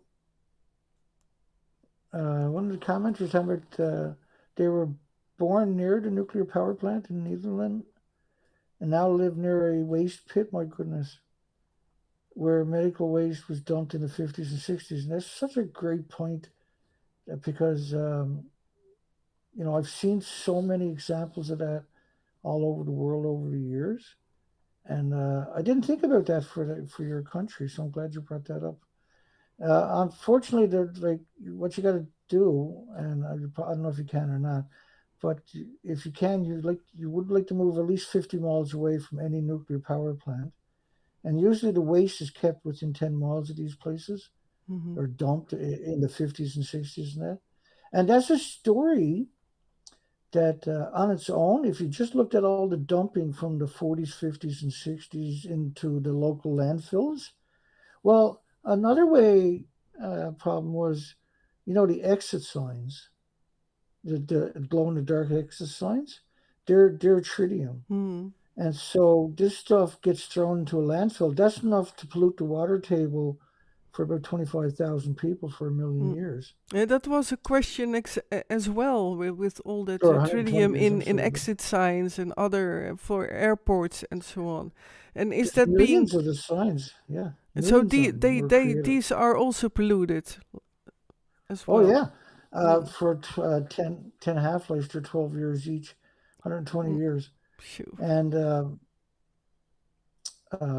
tritium, they use that in nuclear weapons to make the nuclear weapons two, three, 10 times more explosive. Is Mm. harmless tritium. Yeah. But tritium is a very dangerous isotope because it pulses energy at the speed of light, and Yeah. your body doesn't know how to defeat it, so it Wow. attacks it Yeah. and builds a tumor around it eventually. Did you know, But by the way, to talk about tritium? Sorry, but I'm so no, that's great. enthusiastic Go ahead. with the That's great. watch that there are now cool watches who have a certain amount of Tritium tritium. watches. That's right. They are And cool now. Yeah, that's. and your smoke detector has americium 241 in it. That's a very powerful alpha. Mm, And I don't know how you ever got away with that, but if you're making a billion, so you say, well, Dan, there's not very much in there, yeah. But if I'm making a billion a year, how much am I getting rid of each year into the local landfills? Because ultimately, that's where those cheap, mm, off-the-shelf $20, $10 smoke detectors they end up, right? The battery dies. It's cheaper to go buy another one than it is buy the battery, and so it gets thrown in the garbage. Uh, Americium, if you crack that open and put that up by your Geiger counter will lose its mind. And if you mm, consume it, if you feed that to somebody, you're going to finish them eventually from it, right? mm, So if you grind it up and you put that in a food, that's going to mess somebody up in a few years. They're going to be stuck in the hospital. mm. So nasty. This is really dangerous stuff. And they're putting it in what? In smoke detectors. Yeah. Yeah, and there's billions made each year of these things. And then there's like the 40s, the 50s, and the 60s. So many communities in around nuclear mines and nuclear plants, the stuff left over was used to build the local sidewalks and houses, foundations, and all kinds of stuff. It's everywhere. There was lots of material, radioactive material, was recycled into spoons and steering wheels and kids' toys and stuff like that. And so it's very low radiation, but that's been shown to be very harmful. Mm, Yeah, right. And because we don't have a trigger for man-made, right? We don't have an autoimmune trigger to defend mm. against man-made Yeah. radiation. It's man-made. It's not made by the solar system. It's not made by the sun. And again, when you see the comment, more people having cancers, because there's 1,800 diseases. So is there more people having Alzheimer's? You should also think about, is there more people having heart problems? Right. So I always think about that. But cancer for sure. And there's many, many different types of cancer. There's absurd. I've done presentations on. So you go to the hospital and they say they're going to treat you with radiation to cure your radioactive cancer. And so they radiate you, and what that does is now you end up with tumors all over your body. But you got rid of the original one, but because there's litigation out there for people that went in to get neutron bombardment or beam therapy for cancer in their shoulder, and then their lungs are full of cancer because of the beams, right? But there's rectal cancer from that. There's eye socket cancers. There's intestine cancers. There's liver cancers from that. So you go in and you're basically being exterminated in your hospitals with quackery science on top of that. That couldn't stand up. So before they can do the radiation therapy, they call therapy to you, you have to sign a piece of paper saying that if you die from that, your family can't sue them for it because it's considered still 80 years later, still considered experimental. And so that should scare you because they'll say, well, there's no cure and there's nothing we can do, and you're gonna have to deal with it. And you say, well, please, can't you do something? You say, well, no, there's radiation, but you don't want that. No, no, I want it. My kid, I want my kid to survive. And in desperation, you do that to yourself. And so there's a mineral known as DCA, and I'm not sure if I can pronounce it correctly, dichloride acid, Mm-hmm. but just DCA. If you put that in Amazon.com, like the actual main site, Amazon.com, you probably will. It'll probably show up for you, and it might ship to your country. It's Mm-hmm. just a mineral, so it's Yeah. a mineral like vitamin C or vitamin D or vitamin E or whatever. But that particular mineral, all it does is unplate your blood, and so cancer plates up your blood. But this mineral actually reverses that particular thing because that's all it does is unplate your blood, and you can eat the whole bottle, and it can't do anything to you. Mm-hmm. And you can't absorb it all because your body can. It's natural for your body anyway, but it can't harm you, right? Now, it's been shown to reduce all tumors, big hard tumors, by 70% in the first 3 weeks. So that's quite a staggering So, statement, right? So yeah. now you don't have to get invasive surgery because you have this big tumor pressing on your organ. You take this stuff and you reduce the size of the tumor and you keep your organ. So you have much better chances of coming out of this clean on the other side, or at least surviving a more comfortable life, right? Mm-hmm. Yeah. But we seen the original studies were out of Calgary, Alberta, Canada, and that's what they were showing. They were showing this was a cancer cure. But within a couple of years, the narrative come out that it's good to use with chemotherapy. Well, no, chemotherapy, radioactive chemotherapy is what I'm talking about. That's the opposite of good. And so this was the industry had taken over. So within 2 years of that, they restrict or they made it illegal to get a DCA in your local pharmacy. Normally, you just walk in any pharmacy in Canada. You still can in the United States, but walk in any pharmacy in Canada and pick DCA off the shelf and just go pay for it. It's like $100 for a bottle, but Mm-hmm. that's enough for 3 months. That's enough to kill a cancer. Mm-hmm. And so Canada made it illegal. They didn't want people treating themselves for cancer, they said. But we'll spend, because Canada has healthcare, but we're happy to spend $900,000 on people to get chemo radioactive therapy. But you couldn't have, but you can take vitamin C, which is really good, by the way. But you can take vitamin D, vitamin E, vitamin B, and everything else. But you couldn't have DCA Mm-hmm. because DCA was a cure. So they banned it here in Canada a few years back, about 5 years ago. I was completely shocked because everybody knew with cancer would go buy them a big bottle of it, and you watch it just Gosh. get better and better and better. So they banned it, and that's how this industry rolls because a large part of the profit is from the hospitals. No two chemotherapy, radioactive therapies are the same. They're like terracotta soldiers, and if they actually cured somebody when they died, they would put them in formaldehyde and take them to all the schools and towns and show them off. Like, we cured that guy with radiation. They'd be so proud of themselves.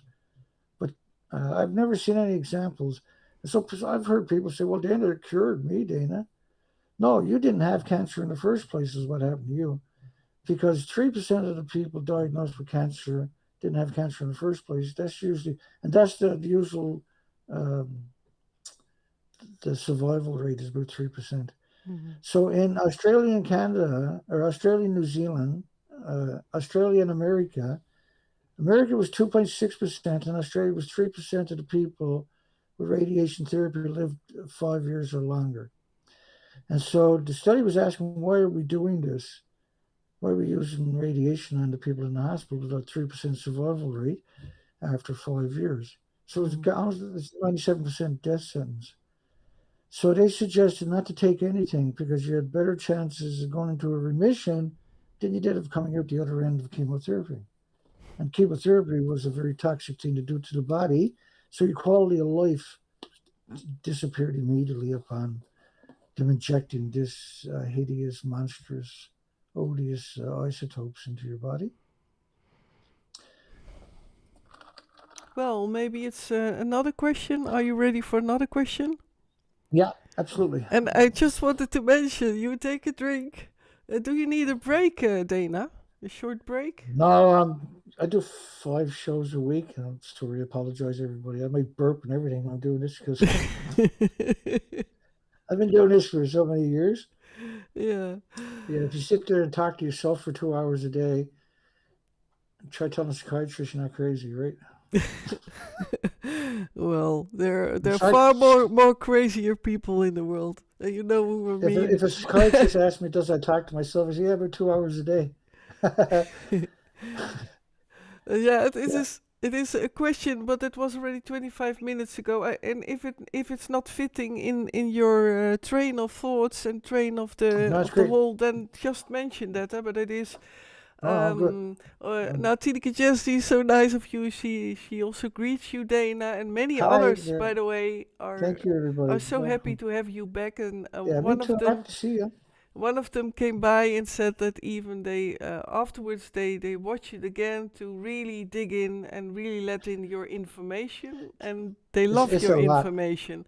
And It's a Tineke, lot. Yeah. yeah, and It takes Tineke, a few times. yeah, It's worth it. a few times, Yeah, exactly. it's worth it. It's worth it, right? Mm, It's worth it to, and it's not that hard because it provides you with all the tools. mm, And then all of a sudden, you're able to extrapolate the information on your own, make your own informed decisions. exactly. And a couple of them could save your life and your child's lives and your loved ones, Mm, give them a healthier future, right? By making an informed decision. I mm, think that's one of the things that I managed to accomplish.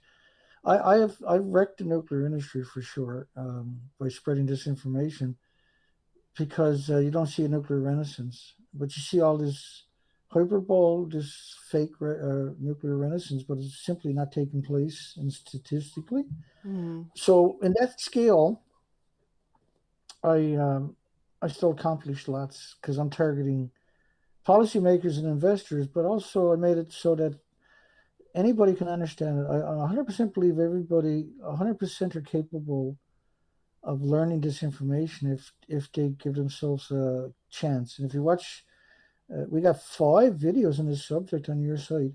If you watched mm, all 5 of them and you're not articulated, then I'm going to retire because I gave you so much information. I actually weaponized you, and it might take a while to sink in.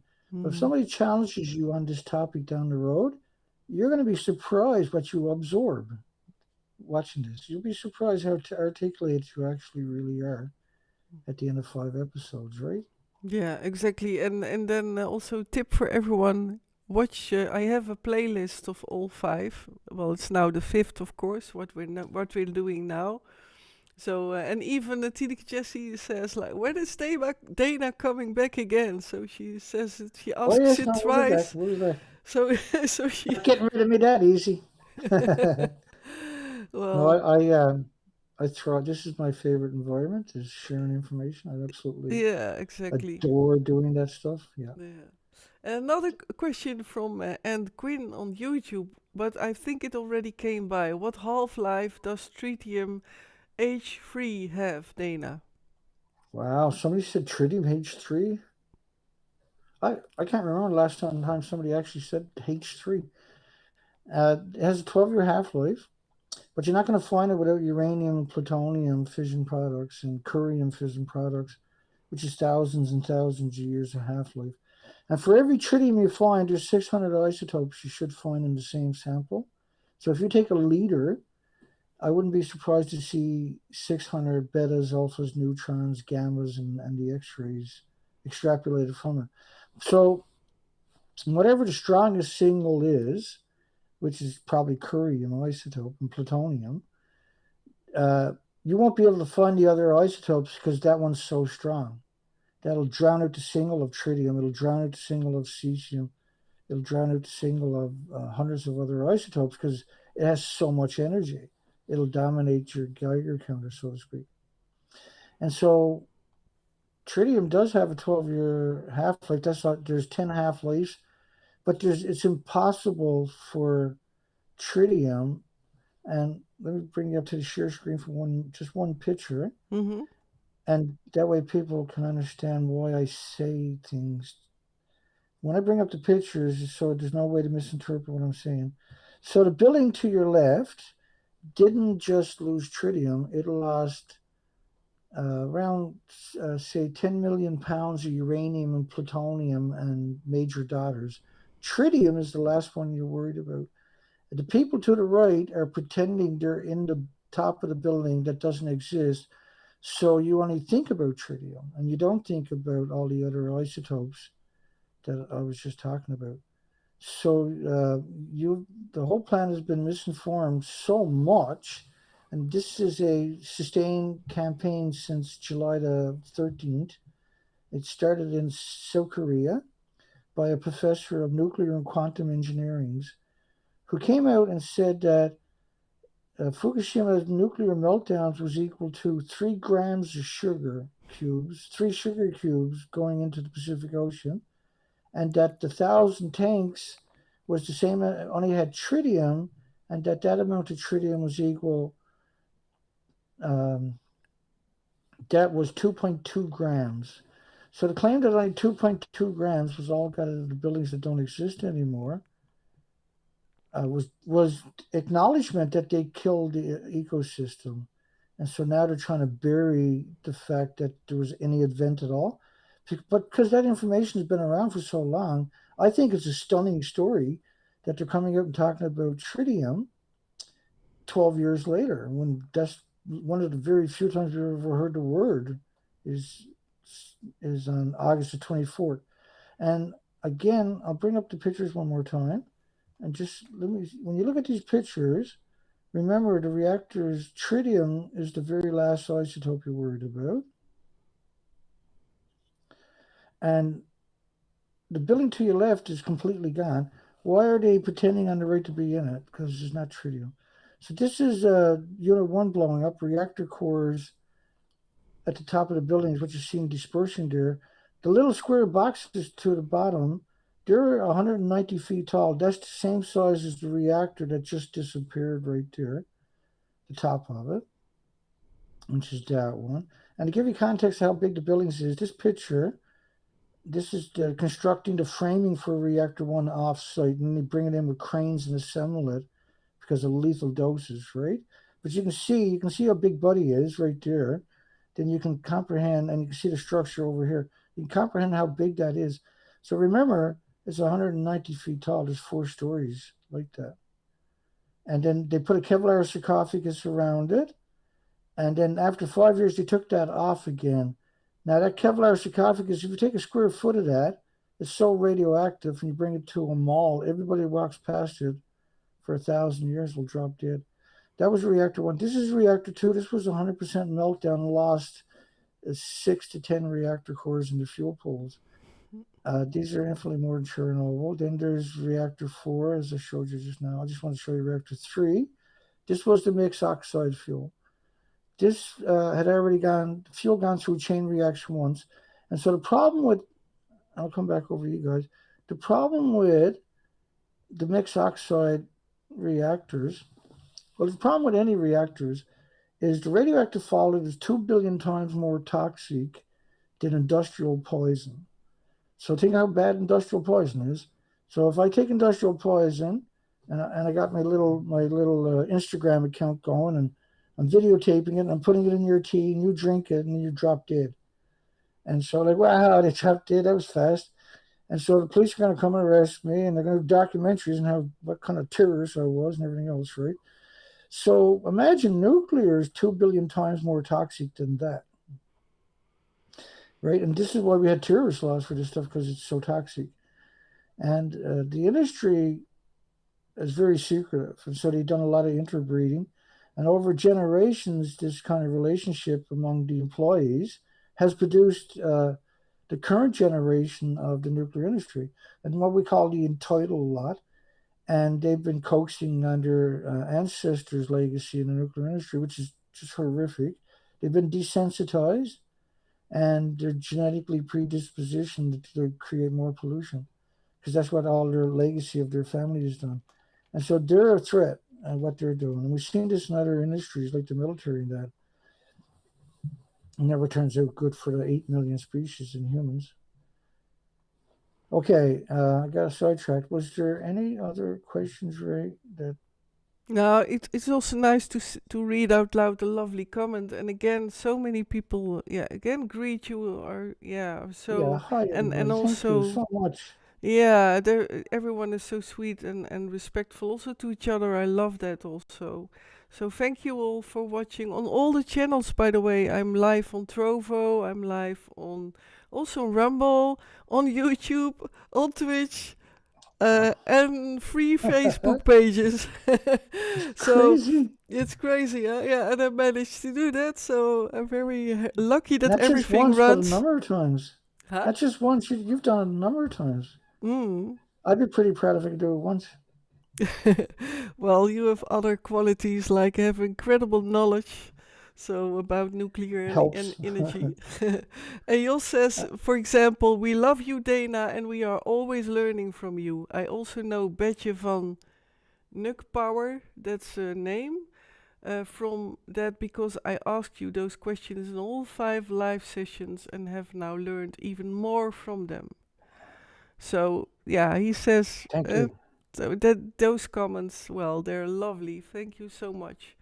And then from Anne Quinn, to you, Dana, did you see the water dumping video I forwarded to you, Dana? Filmed from a helicopter. I thought the 2 reactors were demolished. It looked like that anyway. Right, So, I did. Thank okay. you.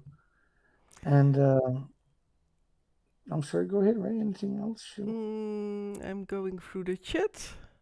So that's the right pronunciation, is it, Ray? Again? Sorry? Rae. How do I should have asked you how to pronounce that Ray, properly yeah, Ray is fine. because I'm notorious for butchering names. I Well, don't know why that is. yeah, no, you're doing great. Otherwise, you would have already heard it from me. Yeah, thank you. Like, Yeah, no. If but it it, was way off, you would have corrected me. Hopefully, yeah. yeah, of course. No, I'm very clear in that. No, but and by the way, you also called out the name, my previous name, Monique. Also very. That was also very Oops. lovely. Oops. Yeah. But Jane says hello, and also Thea I saw come by, dropping in the chat. Thank Hi, you, everybody. and Thank you, welcome everybody. everyone. Oh, and Quinn has another question. What happens to all the debris, steel, etc.? Is that also radioactive? You mentioned it actually already, but maybe. 90% of a nuclear power site, when they decommission, so-called decommissioning, Mhm. which takes almost 100 years, all of that, 90% of the metal is too radioactive to be used again. But they found ways to get away with doing it. Mhm. I see the comment here on this stream, the restream, which is actually live, folks. It says that's the name of the site is restream, but it's actually live if you're here right now. Somebody, Rob Star One, is asking, but I thought edit info down to 2 minutes for Twitter. I uploaded 90 videos in one day last week of less than a minute each.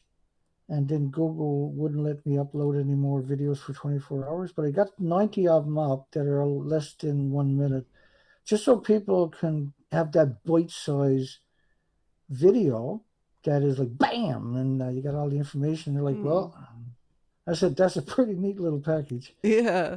Yeah. That was a stupid amount of work to put that together. I done Yeah. that all in one day from early in the morning till I think it was 10 o'clock at night or something. Wow. Wow.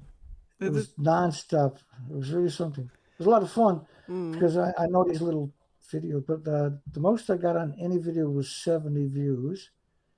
And so, these videos are usually associated with all kinds of other videos. I changed the tags on every video. And so That changes. the Yeah.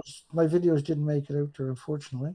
But hopefully people downloads it and post it other places. Yeah, because there's on YouTube now the feature that you also can post another YouTube video on your own channel. But I also have to try out, and I did also post one of your shorts on my Facebook page. Oh, awesome! And Thank you. yeah, that is. But if you got the views, then people start to discover you more. So hopefully it will Keep going, I'm I gonna, would say, I'm, because I I'm gonna love do it. them. I'm doing it again. I'm gonna do it again this Yeah, week. I love them I don't know from. if I'm gonna do. I don't know if I'm gonna do 90, but thank you. Yeah, Yeah, that was big. I might do 50. I did like. I was trying to do 100. That was. I had 110 put together. I was gonna be happy if I got 100 up by yeah. 10 p.m. that night, Gosh. and I would have, but they cut me off at 90. I would have made the 100 video uploaded by 10 p.m., which was I didn't need a limit, but I decided to push myself to see if I can pull it off. Mm, And at that point, I think I was up around 40, 45 videos already uploaded. I said, well, 6 hours time, it'll be 10 p.m. So in the next 6 hours, I got to get another 56 or something uploaded. yeah. And then And you put it in a kind of timer that every day you put on shorts. so yeah, and so now what I'm doing is I'm doing a premiere each night. So there's Mm, still a comment section, there's still a poll, yeah. and the polls are really important. Mm-hmm. And we got 16 trips in on the ocean this year. And the migratory birds didn't show up. And we're on to is out in the Atlantic Ocean, the last speck of land, the most easterly point of the continent. And we typically get around 46 million seabirds, saltwater birds, each year migrate through here. Mm-hmm. And we haven't seen any, not one. Really? Oh gosh. Not and then the indigenous seagulls and tickle-ass, which is like a little seagull, and then there is pigeons or puffins, uh, which is the local population, seems to be here all year long. They're not getting their food from the ocean; they're getting it from the fish plant. And so I was wondering where the birds were feeding because I couldn't find any birds feeding in the ocean or anything moving in the ocean because you were getting days just like glass. And I was studying the colonies, the local bird hatcheries. And so for fledglings and chicklets and little newborns, we've seen between 4 and 10% survival rate on the 16th trip, which was just before they were learning to fly at that stage. And so I had breakdowns with the vehicles and the motor outboards and stuff like that because my equipment's pretty old. I've been doing it a long time, and it's Mm-hmm. pretty tough to fund this operation, right? And so if that happens, we get through it eventually. But anyway, what I discovered, because what I was hoping was to get a few more trips in when the birds can fly, then out there on the boat circling the islands, I can see all the new ones and get a real tally because there's parts of the island you can't see, but you can extrapolate. I was seeing about a 4% survival rate, so we're saying it's a 10% survival rate. But at a 10% survival rate, that won't replace the current population. And Mm-hmm. so that's a failure. And we've never seen a single bird in 16 trips. These are 6, 8 hour trips a day. Never seen a single bird feeding in the ocean. Oh And in the most populated spot on the planet for seabirds. wow, that's yeah. It's sad. Yeah, I have no words for it. But Somebody's asked me, have you ever thinking of making a channel on something, a new stream platform? I don't know what site you're talking about, Robster. Sorry. oh yeah, the that is the TOS. That is websites are restricted on Twitch. So then you see the three star-like symbols. Okay, sure. But Thank I you. think he means you ever make a channel on. I think you have, for example, where I stream as well, Trovo. Did you think about going to Trovo? Trovo. Trovo. I'll put it up here and look at it after. Trovo. Yeah, I can send you later on a few, but there are Okay. others as well, like kick.com and odyssey.com. Maybe I also. tried kick.com last week. I'm Ah, glad you mentioned that. I got to try again. I couldn't seem to get accounts signed up. yeah, because Uh, Rumble is also not really supporting and you, huh? Rumble won't let me stream. Ah, And I produced a prolific amount of material, Rumble's where you're supposed to go if you're censored, right? mm, And so they censored me, mm, yeah. which is pretty disappointing because there's not a lot of free. But I'm going to try that Yeah, Trovo, I will and send you Kick. later on. Yeah, kick.com. Somebody asked me how is my health. I'm doing good as far as I can tell. Like, most people that have been around knows I had 3 heart attacks in February and 7 stents put in. And so they opened up the whole pipe in there to get me back in business, basically, which is a Mm. record for the province, I think, for that many. Mm. It's just like little pipes they put in your heart valves to keep them open. Yeah, So I got 7 in there. So typically you get 1 or 2. So exactly. it's I a wanted to say pretty like big. seven is rare. Yeah, Seven. it's exceptional. The Uh, nurses couldn't wrap their mind around it. They actually flew in a team from the United States just to do me, and they flew away again. mm, So I got lucky. yeah. I yeah, I got really lucky that there are people out there decided that I should get another kick at the can. What a big mistake they made, eh? Mm, Because like yeah. I'm in this for a long time, a couple of decades now, and there's no way I'll ever let the nuclear industry alone for the rest of my life after what I've seen and what I know. I have so much information, I covered so much of it for Mm, so many years. They deserve someone like me, and that's why. And so the name of my site is the nuclearproctologist.org. So a lot of people don't even understand that one. Because what mm, does a proctologist, it's not a yeah. good thing. Most men don't want to hear that word. Yeah. So I go after Yale University, Stanford University, Oxford University, MIT University, all the big shakers and movers. I'll find the nuclear academics' presentations and I'll go through it. If they're lying, I'll find the documentation to back up my assertion that they're telling a lie and in the hopes of discrediting them. Because I Mm, take it very serious. These people got a crazy education, amazing amount of pedigree and everything else.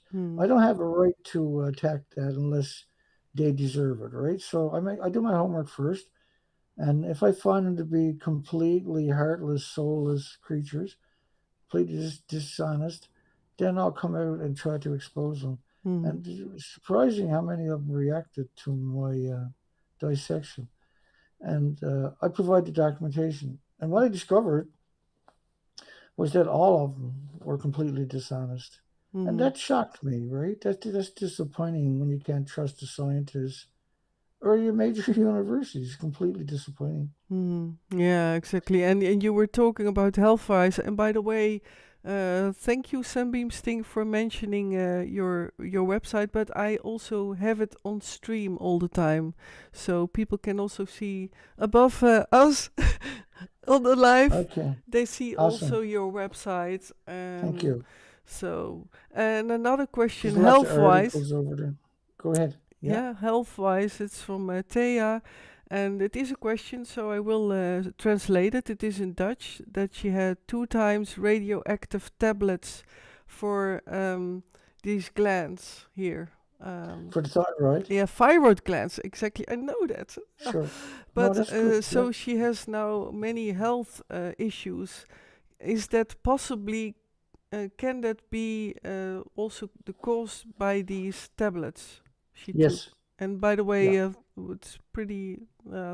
My heart goes out to you, Taya. Yeah. So, Yeah. When you take the pills, you're saturating your gland now, which is mm, not a normal for the gland. But mm, the idea was you want to saturate your gland with natural stuff. So when the man-made stuff came through, it didn't end up specifically in your thyroid gland because you start making all these radioactive hormones for starters, right? So you're trying to prevent that from happening. And it's debatable whether that works or not. But what does happen is you're saturating with a high level than is typically able to handle. You're saturating it. And that's been known to cause a lot of health issues. But my experience, you can have thyroid issues if you're buying food grown near a nuclear power plant, or if you're buying food that's grown and from Fukushima Prefecture was shipped into your country.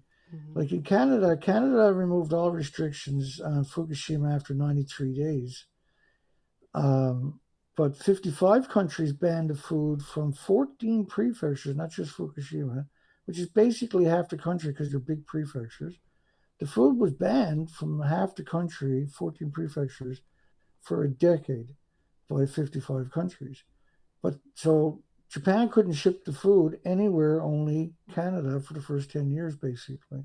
There Mm-hmm. was a few other places that opened up, New Zealand, Australia, Britain for certain products. 4 years ago, Britain removed restrictions on baby food and cereal from Fukushima nuclear wasteland. And then 2 years later, removed restrictions on the rest of the food for. So 4 years before they removed it for the adults, they removed it for the children. I don't know what kind of evil that actually is, but I think it's a whole different. It deserves its own different category. Because why would you remove? Because they're the most vulnerable on top of that of society. So why would you remove restrictions on baby food and cereal, which most kids will love to eat, Mm-hmm. before you know, before you remove the restrictions on adults? That's some insane stuff. And that was Boris Johnson in the United Kingdom done that. I was absolutely horrified and still am today that something like that. That shows us some serious contempt, not just from the nuclear industry either, but contempt from the medical establishment, who from the health authorities and everybody else, who had to acquiesce for that to happen. Mm-hmm. So total betrayal across the board is what we're used to now, and it's disappointing, as to say the least, that the system is ultimately the universities and medias are 100% corrupted. I was stunned. I was floored a few years back when we got confirmation from the documentation that this it's worse than that. They hate us. Let me give you an example that's incontestable, that's unassailable. No matter who you are, where you're from, you'll get this picture when I show it to you. It should be coming up any second for you. Yeah, there she blows. The media on the right is pretending they're 100 feet above the carnage to the left, the stump of reactor 4 from Fukushima to the left. If that's not contempt, what actually is? And if they've done that, what else have they done? That's the scariest thing imaginable. So they're pretending they're in a building and they have no fear that they're going to be exposed. They're all getting their current pay for most of them are $1 million a year. ABC Cecilia Vega in the bottom right hand corner. She makes almost $1 million a year. She's the White House press secretary for CBS right now. So she's in the White House as a press club, and here she is pretending she's in a building that don't exist, and the repercussions is billions of people might end up getting sick and die from up to 1,800 diseases and illnesses and autoimmune deficiencies and injuries ultimately. I think it's amazing. And because they know what they're doing, right? They're journalists, they're not naive or gullible, they're not uneducated, and Mm-hmm. they're doing that. Yeah. Yeah. Yeah, here I see a comment from Jane. Hi, Jane. Also, welcome on YouTube. I know she was a journalist as well, and she says, as a news reporter, I was covering the health issues related to main nuclear power plant and got targeted by U.S. government as a result. So, Yeah, right away, I bet too. uh, Yeah, it's an instant reaction. I'm sorry they've done that to you. mm, That's terrifying. And now, originally, there was a lot of journalists speaking out because that's where I got my information from the first couple of years. But that and even in 2015, there were still some dissenting voices. But by I mm-hmm, think around 2017, 2018, it was pretty slim picking. By 2019, it was non-existent. In 2020, 2021, 2022, and again this year, we're way down the road, 9 months into it. I haven't heard a single journalist in at least 4 or 5 years mm-hmm, that didn't lie about every facet of the story. Whereas before, so what we started noticing was the journalists didn't stop writing about it; they disappeared from those medias, right? Because you know how bad I am. I was taking the stories and going hunting down the journalists to see what else they wrote. And the only stories I was finding from on them total on the sites were still there a lot of the times, but were from the first few years. And that journalist wasn't with that media no more. And we know now that in the last decade, he bought up most of the media that was independent worldwide. And all the mm-hmm, little communities and all the major economies were scooped up. Yeah. And mm-hmm, somebody, Rob Starr was mentioning EU imports rice from Japan and it's getting mixed. That's right. And so what Japan was doing to get around embargoes and sanctions was ship it to other prefectures that didn't have embargoes, mix it there, ship it to a third country, and then relabel it and ship it onto your country. Because there's 14 prefectures were banned by 55 countries for a decade. So think about the poundage we're talking about. You're talking around 5 or 6 billion pounds of rice alone. And so in the first year in Japan, it was 865,000 extra cancers. But not everybody got health care. Not everybody was diagnosed, and there's other diseases that you need to be looking for. So it's bad, right?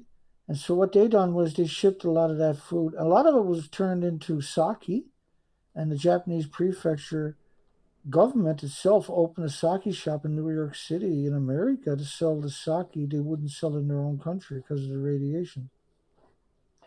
And children. What kills me is the children and the pets too are being destroyed with radioactive pet food.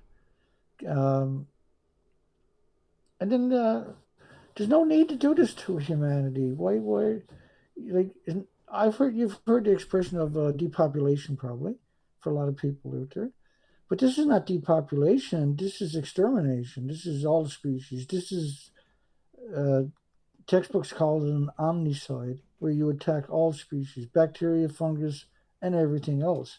And that's what's going on. So that's not tenable. That's not sustainable to unleash a weapon that never goes away. So a chemical weapon eventually will dissipate and will become inert at some point, right? It might take a year or 5 years. Like Vietnam, that was a chemical weapon, Agent Orange. There's still 3 million children average yearly down there that are disfigured from the Mm. Agent Orange. They used it to defoliage the country, take all the plants and trees out of the country, and by proxy, you got rid of all the insects too, right? And where did most of that stuff run off to? Down to the coastlines. So you got rid of the nurseries of the coastlines at the same time. It was hideous, but it shows you what they're capable of, and they still don't have any remorse today from it. The administrations in the United Kingdom, there's like 9 or 10 administrations since the nuclear industry, and you had all these test victims that you had sitting on Christmas Island and other places, Maralinga, which is in Australia, and they radiated them, the soldiers, and they studied them like lab rats ever since. And now United Kingdom is giving out medals to the survivors. Well, probably because there's not many of them left, right? They're in their late 90s if they are alive. And the story just came out. There was a 94-year-old soldier. Ex-soldier gets a medal for being irradiated and getting sick and passing it on to his children. And then he knows they got blood samples because they took it off him, and he remembers it clearly. And there was a lot of them. He don't remember all of them, but he knows there was a lot of blood. After each nuclear test, a day later, somebody would take blood samples. And those blood samples still exist, and they needed them for their records, and the government refuses to acknowledge they exist. But he knows they exist, and other advocates have quantified that they exist. So that disconnect is carried over generation after generation after generation. When Fukushima happened, the story came out originally. The industry got control of the narrative, the universities, the medias, and now they're claiming nothing happened. Only 3 grams of sugar got out since July the 13th of this year. And so where does that leave us? It's like saying, I don't know how to explain something that crazy. You kind of got to make up your own terminology in one way. How can you pretend that reactors didn't melt down? Why would you do Mm. something like that? 12 years later, why would you like just change the story? And again, watch the pictures. I'll bring up a picture and explain to me, somebody, for goodness sakes, what was the thinking behind pretending or claiming now this is just 2 of the 4 reactors? But how can you claim that only 3 grams of sugar got out of these buildings? These buildings don't make sugar, these are nuclear meltdowns. But this is nuclear and quantum engineering professors saying stuff like that. This is the International Atomic Energy Agency, Rafael Grossi, going country after country after country since July the 13th of this year for the last 79 days, saying nothing got out of this. And so why, even though for 12 years they said, something got out of there, they still wouldn't admit the significance of what got out of there, but at least they acknowledged the pictures existed. Now they're claiming that doesn't exist. So what the hell are they doing? My goodness. Um, and so that leads us back to the tanks. I counted the tanks, and and I counted 750 tanks. If you count those small tanks, so there's 100 right there, and there's 50, I think, right here. And if you count all the small tanks, you end up with 750 tanks, not 1,000 tanks. So originally, back in the day, there was 1,000 tanks in 2013. And that was Mari Yamaguchi. And she's been showing up. She seems to be the official cover story from Associated Press. And then that story gets regurgitated worldwide. So they had 1,000 tanks in 2013. They had 1,200 tanks in 2014. In 2017, they had 900 tanks, 900 large, densely packed tanks. My apologies, everybody. So try walking with both of your heels on the ground. And that's not realistic. And they're walking on steel plates, by the way. Mm. If you fill up one of these tanks with the material water you're pouring over the reactor melted cores, then you're looking at 2.2 sieverts per liter just of beta, which means that you can't build another tank. And that guy walking here will drop dead from the neutron bombardments. In 2019, they said they had 1,000 tanks, which is there 4 lines from the bottom. In 2021, they had 1,000 tanks. In 2000, Mari Yamaguchi. In 2023, they have 1,000 tanks. So 1,000 years from now, though, the water may still be contaminated Pacific. Okay. But let's go to the water filtration. And I'll come back over to the normal one now. So in 2014, 3 years later, the Riva water filtration, which is the same as the ALP system, didn't exist, was on years kept out of operation. In 2014, the ALP system had yet to function, was kept out of use, was unoperational. And the problem is, because you're talking about 2.2 sieverts a liter, then you can never change the filter or get back into buildings if you did use it. It was just the tanks are designed to manipulate you into complacency. In 2014, they were going to build a bypass operation for $1 billion. That didn't work. In 2013, they admitted they can't build a fence, which they wanted $1 billion for. But you can't build a fence to stop radiation because you need a bottom and a top. In 2014, the ice wall didn't work. So all the so-called mitigations were a flop. They flew over the place. There was 3 million becquerels a square meter, 1,000 feet above the ground. At 3 million becquerels rather per square meter. That's a nuclear wasteland. All the acknowledgement of how radioactive water is so when you put it all together, and I'll come back over to you guys, what you're talking about is the tanks were built to trick you. And so this year, they're claiming that they've just started releasing anything from the site itself. But don't worry, over 30 years, it'll be equal to 3 grams of sugar. And so that's what you would say to like a child you were trying to console or something, right? That's not something you would say because the pictures exist. You can go look up you'll find all the pictures I'm showing you. They actually exist. And so I don't think it's a very thought out, or maybe it is, but this was orchestrated by the International Atomic Energy Agency. They're the ones that are doing the press conferences, and they're the IAEA is part of a corporation, a corporate personhood known as the International Atomic Energy Agency, is part of UN. UN is a corporation. They don't have any sovereignty over anybody's country. They can't compel you to do anything. They're just a corporation. They're like McDonald's or whatever. They're the same structures. What I'm trying to say. So they don't have the authority to do anything, but they do have 195 militaries at their fingertips, so they can start stuff, right?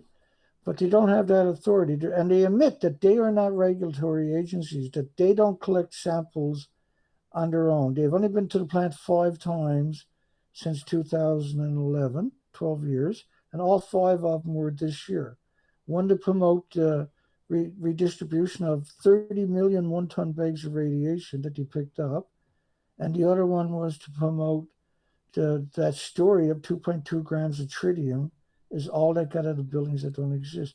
So, like, to the average person, I sound like a schizophrenia. I don't know, Ray, what do you think? Does that sound schizophrenia or something? Because that's the truth, right? Yeah, yeah, yeah. It is. I can repeat it. It is amazing how the world is not even not really researching it. That is, I'm still flabbergasted by it. That it's still not entering. So yeah, It's heartbreaking. it is. And It is. I'll still remember that the first shows I saw of you, because I follow you already from quite some years. Also, when you still had, I believe, even 14 to 15,000 subscribers on YouTube, but that I saw a dying starfish. I will never forget that. And I was already wow. watching a few of your live streams, but then suddenly I saw that dying starfish, and I felt it. It broke my heart almost. Like I really cried. I literally cried. I did But too, yeah. and I it's did so too. When I heartbreaking. realized I Yeah, done and it on live on here trying to tell the story, yeah, trying to and warn also, people. for example, you show that a lot, but my heart breaks as well when I see these children, for example, play garden, quite near that Fukushima, and yeah, The that's harm to the heartbreaking children is too. horrific. It is, The uh, statistics, yeah, and they, newborn baby. Go ahead. yeah, I'm sorry. Yeah. no, but that they were walking with these necklaces where they had these so-called Yeah, there's Geiger. 90,000 children Mm, were given Geiger counters mm, to wear to school, which is dosimeters actually, were that yeah, only can be read by the universities in mm, America. mm, Were given, and pregnant women, 90,000 children, rather than move them out of the nuclear wasteland, they gave them dosimeters so they can study them, which is crimes against humanity to do stuff like that. Leave yeah, them in a nuclear wasteland, yeah. And we have a big list of communities that are the numbers are unbelievable. And the United Nations, UNSCLEAR went in there and claimed that it was okay to live there. It was like a banana or a potato chip, which got nothing to do with anthropogenic man-made radiation. They got nothing to do with it. So 80 years of this lie, and that's what they revert to quantify the cruelty of what they're doing.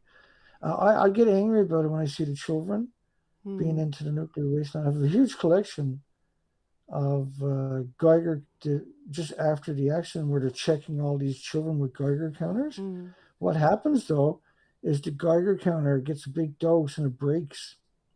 So the rest of the children aren't getting an accurate reading because this thing doesn't work proper anymore. mm, And you're supposed to send it back to the factory to get recalibrated when it gets a high okay, dose, right? yeah, So a friend of mine, Yoshi Shimatsu, was the former editor of Japan Times for the Sunday edition. mm-hmm, And for 2 years, I'd done a radio show each Sunday with him. If I mm, wasn't out on research expeditions for months at a time, even if I was, I would try to go in to fuel up in some port, and then I would get in on the show that night, right, and head back out on the ocean. I was usually gone 2 weeks at a time. You're going from port to port along the coastline, and in between, you're studying all the species. You go in, do laundry, get fuel, get groceries, and head back out on the ocean. It was a relentless pace for 4 to 5 months a year for 6 years. But what we ended up was incontestable that this is an extinction event. But Yoshi Shimatsu rode in the Fukushima city right after, and he had 3 Geiger counters, and he mm-hmm, was on a bicycle. He originally wasn't allowed to take a vehicle in there, or no, Akuma, and 3 of the Geiger counters broke because of radiation, and within 2 weeks he lost most of his teeth. And he was, Mm. I'm forensic. He was a forensic investigative journalist with the Japan Times, but he was retired, and so it's a big deal. That was a big, still is a big paper today. Oh yeah, they blocked me this morning actually. Oh yeah, yeah. Oh. Again, because I, I just put in documentation, right, and mm. you're only allowed to talk about only comments there are tritium. Everything else is blocked. Our cases, they hate us that much. Yeah. So how we doing for time, right? I just noticed Well, it was getting up there. it's now a quarter past 11, so we're now live for sure for, let me count, yeah, 2 hours and 45 minutes, so that's quite a lot. But I saw still a question come by already earlier. I think it came from Jane as well. Is there a replacement which is safe for use of instead of smoke alarms? What could we Yeah, there are use? smoke alarms without americium in it. Yeah. Yeah, and there is a replacements, lots of replacements you didn't need to use to americium 241. They Mm. did. They only done it to get rid of americium 241, so they wouldn't have to store it for a quarter million years. Yeah. It's, So to come up with that solution, pretty nasty, really. And and you which just have which? to Yes. learn, check around. You'll find Mm. smoke detectors. I don't know the names off the top of my head, but if you check, you'll find alternatives to americium, americium 241 smoke Yeah. detectors with an alternative without americium. And you'll start finding different ones. You'll probably find them on Mm. Amazons too. Ah, okay. Yeah, because I was thinking even of all these smoke alarms also in the Netherlands. They're also more introduced. Also here with us in the house. That was how do you say that? Yeah, more and more residency Yeah, organizations are obliging us to take them. So I was that's thinking, right. oh, I have them now also in the house. So I was thinking Yeah. about, can I check? I can be capable of checking that, of course. So I will do my information run as well on that. So, Yeah, it's heartbreaking that they got away with stuff like that. oh, incredible. And see, they're if you look right now, there's nobody else on the planet doing what I'm doing. There's no one on the planet showing the documentation.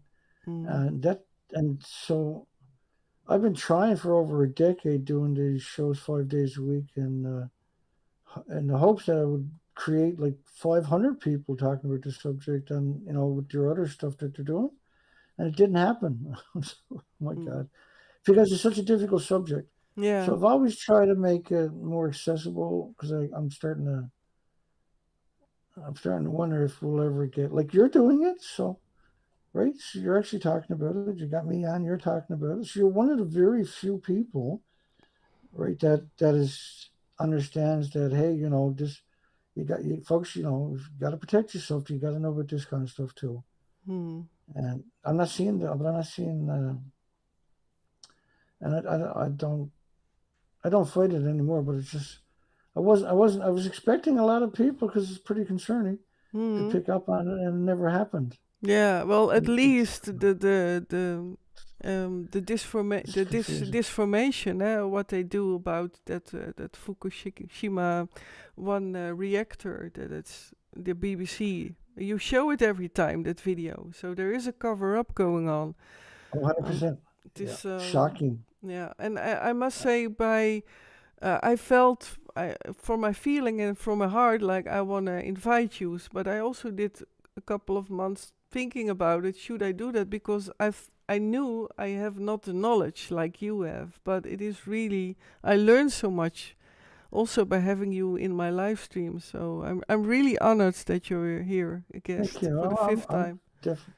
Well, in the preamble, me and you were talking before the show, Mm, and you were doing really good. You were holding your own. You were articulated. And that's what I mean. You don't realize how quick this stuff sneaks up on you. And once you start getting dragged into the conversation, you go, no, actually, that's right. I seen this, and I was wondering this, and you were nailing it all over. which meant, right, that it works. That Mm. because you see the pictures over and over, and I give Mm. you these. I'm pretty good at giving you an ultimatum with the picture, right? Did Mm. anybody really think 2.2 grams got out of the buildings that don't exist anymore? Mm.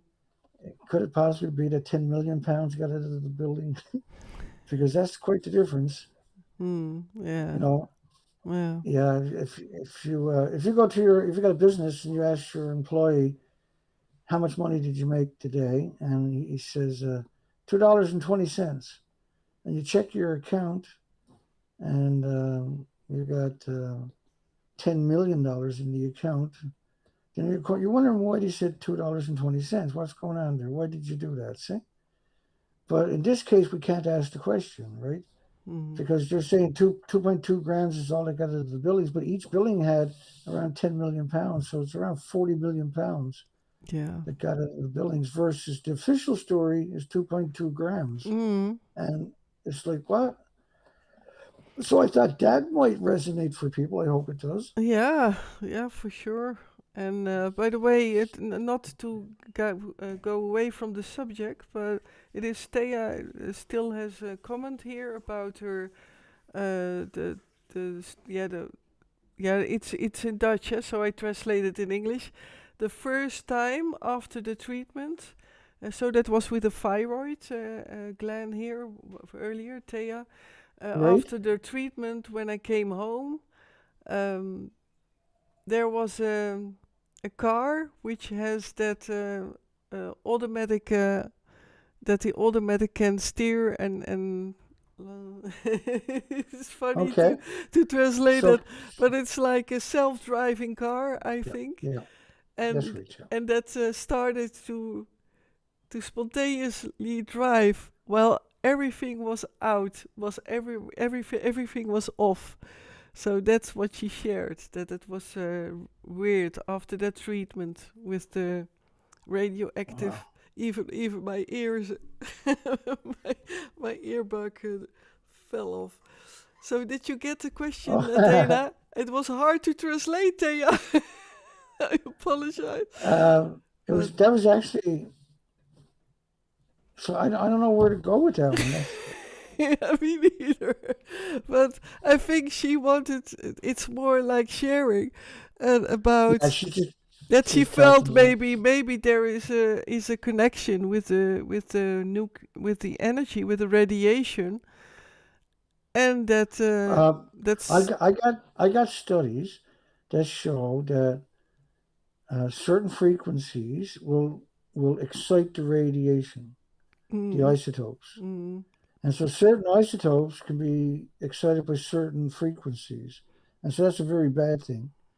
And mm, so these are academic studies. mm, And so the suggestion was that if you got a lot of radiation in your body and that frequency is nearby, it's going to make things infinitely worse. And I don't know how much worse, but I'm assuming it's very significant depending on the quantity you got in your body. mm, That you know, so I started going down that rabbit hole just quite a few years ago, mm, and that worries me that it has that particular attribute. And so I know for a fact, like I love electric cars, but there's a problem with electric cars is there's a field of energy inside of it, mm, and that frequency doesn't resonate well with your body's frequency, and so it can make you ill. Try wrapping your mind around that statement. mm, But that's because of frequency. And it's a well known phenomenon, right? That frequency can cause you lose your balance, for instance, all kinds of different stuff. mm, And so you'll feel nauseated because you don't have your balance. You don't, and so there were certain devices and frequencies that they had to avoid. So when they first built the TVs and the old TVs had the big tubes and everything, they're scary. That stuff is scary. But the frequency of that TV was synced with the frequency rate of a child's brain. And so a child would sit in front of the TV and get sucked right into it. And the parents would yell out to the child, time to go to school or it's supper time. And the child couldn't hear them. They got sucked into this machine that they call a TV. mm, And um, it was very dangerous. As a young kid, you probably remember how hard that can be on your eyes. These were weapons, literally weapons.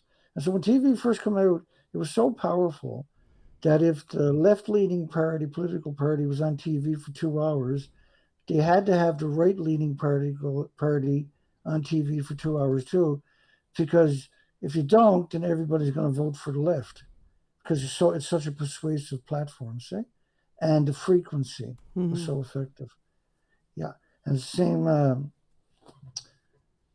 And so when you put in radiation from nuclear fallout into that equation, you have to wonder, was there another something else going on there? Because you excite those frequencies, and that's where the tumor is going to show up down the road, is what I'm Mm-hmm. saying. Mm-hmm. Or, other adverse side effects. Yeah. Well, Um, was there any more questions, Ray? Do you... I'm just, well, there is something funny happening on Nobby Noble. I have an AI which is called Nightbot on YouTube. And Nobby Noble, you have humor, but it is, yeah, it's funny comments about it that the Nightbot is a bit out of order, but that happens with AI as well.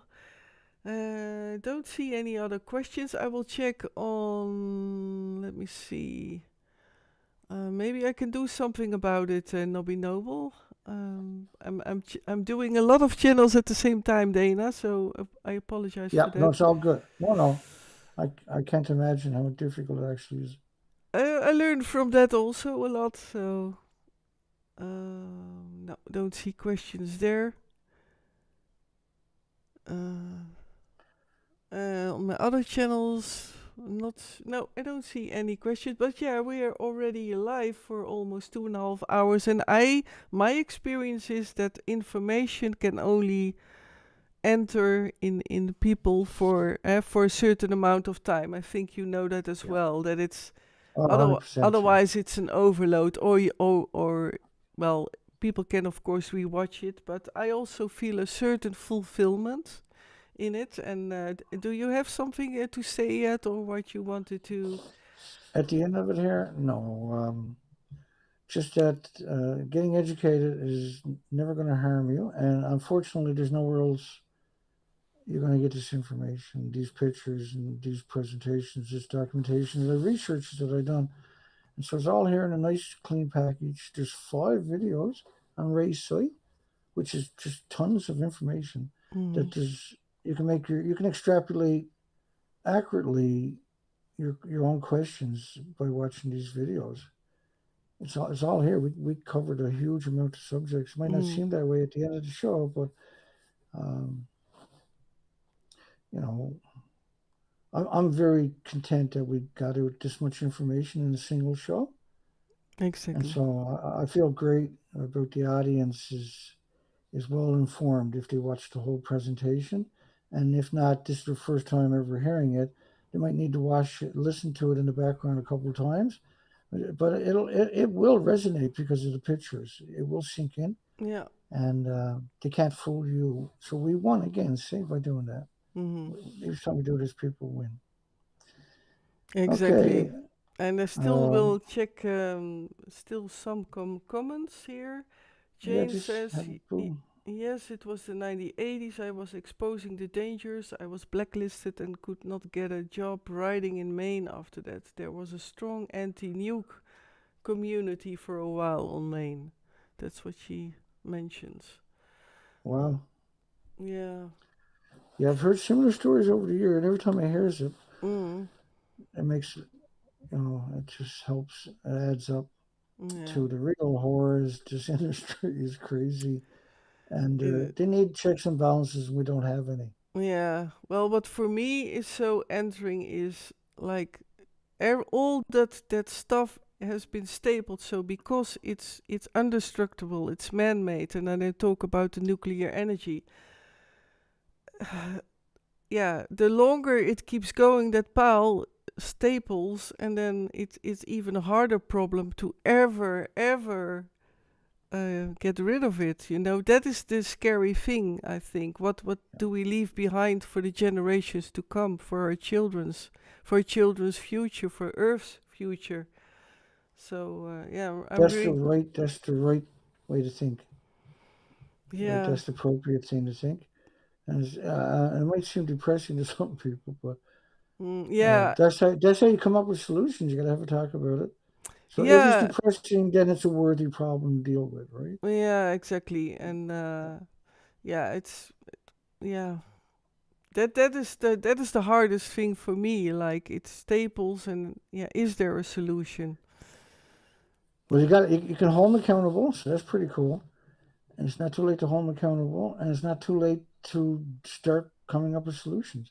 You Yeah. got at some point we're going to come up with solutions Mhm. because we got no choice, right? Yeah. And so we need solutions. And the Mhm. best way to come up with solutions is the more people know about the topic, the more likely we are to have a solution. If you had a meteorite coming at your planet, everybody would try to come up with a solution. You might even come up with one. Yeah. But if it's invisible and you can't see it, nobody can come up with a solution. And that's what we're dealing with. Yeah. Is Oh, that's they've made it invisible. Yeah. well, that's So, greatly put and greatly mentioned and explained like that. So those are great words. Maybe to go to closure, and I will one time check the channel. I did not check a lot, but I don't see. And I am live on Rumble because Rumble is very unstable when I go live. But now I am live there, but I don't see any chat. questions.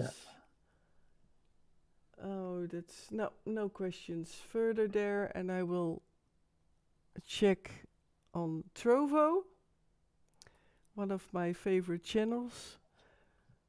Thank you for watching as well, dear people on Trovo, and no questions there as well. So, well, and again, Excellent. and to Nubby Noble on YouTube, I will next time put off Nightbot, or I will change something there, Nubby Noble. But thanks for holding on there with the Nightbot really went out of the borders there with the AI. But yeah, well, maybe this is a nice way to round off and to close this live stream. Thank you all so incredibly lot for watching, and yeah, maybe Dania will come back another time. No, for The- sure. and I love it because For I sure. learn even more. Because when I'm live streaming, then even I have to listen even more concentrated. So I learn so much every time.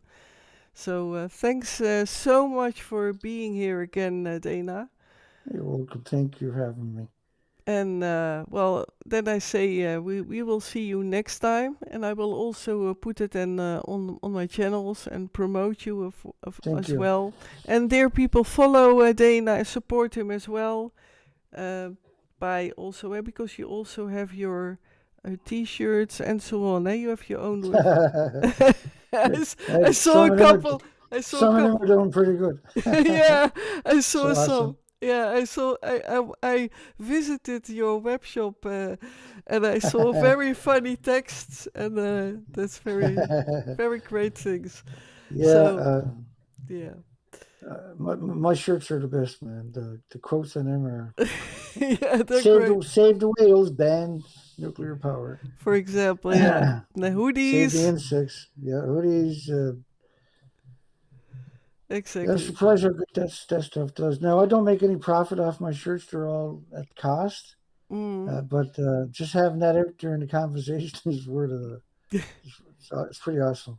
Yeah, yeah. Well, it is. I can imagine when people wear them and that they get questions from the public, and that's great because when And I people have a starts lot of to them have, ask, yeah, yeah. that's A lot of also. the pictures, reactors are there, right? Mm, And so that's a great way to start a conversation. There's the exactly. picture right there. You can't Mm, avoid it. exactly. Yeah. And they come with great quotes, great Whoa. statements. Yeah. A new follower. That was the sound. So I Yeah, apologize. I don't hear it on my end. Yeah. Oh, you don't hear them. Oh, well. In my Yeah, one of in my ears is now a bit yeah, tone a deaf, little. but yeah, it was loud. But thanks That's for great. joining, new follower on Twitch, and well, again, dear people, thanks everyone for also your nice comments. Also to Dana, they say all goodbye. Good Um, night, everybody. Thank you and again, everybody, for finding time. yeah, and see you all next time, and I will keep you all posted. And for coming Tuesday, I have not planned a live stream, but the Saturday coming, so not well, that's called coming Saturday. Then I will do another live stream, and that will probably be in Dutch speech, and that starts then 7:30. So, dear people, thank you again for joining and for your beautiful and lovely questions as well to Dana. And see you all next time. And thanks for being here. And of course, also, it would be great if you subscribe, follow, share, like to Dana's YouTube channel and my channel to support and to help us grow in the whole big forest of all these other creators. So that would be great. And again, thank you all so much and see you next time. Bye bye, everyone. Dana, a last word. Yeah, I loved it. Appreciate everybody here. You have a wonderful day, and thank goodness you found me. Take care, folks. Alrighty. Bye bye, everyone.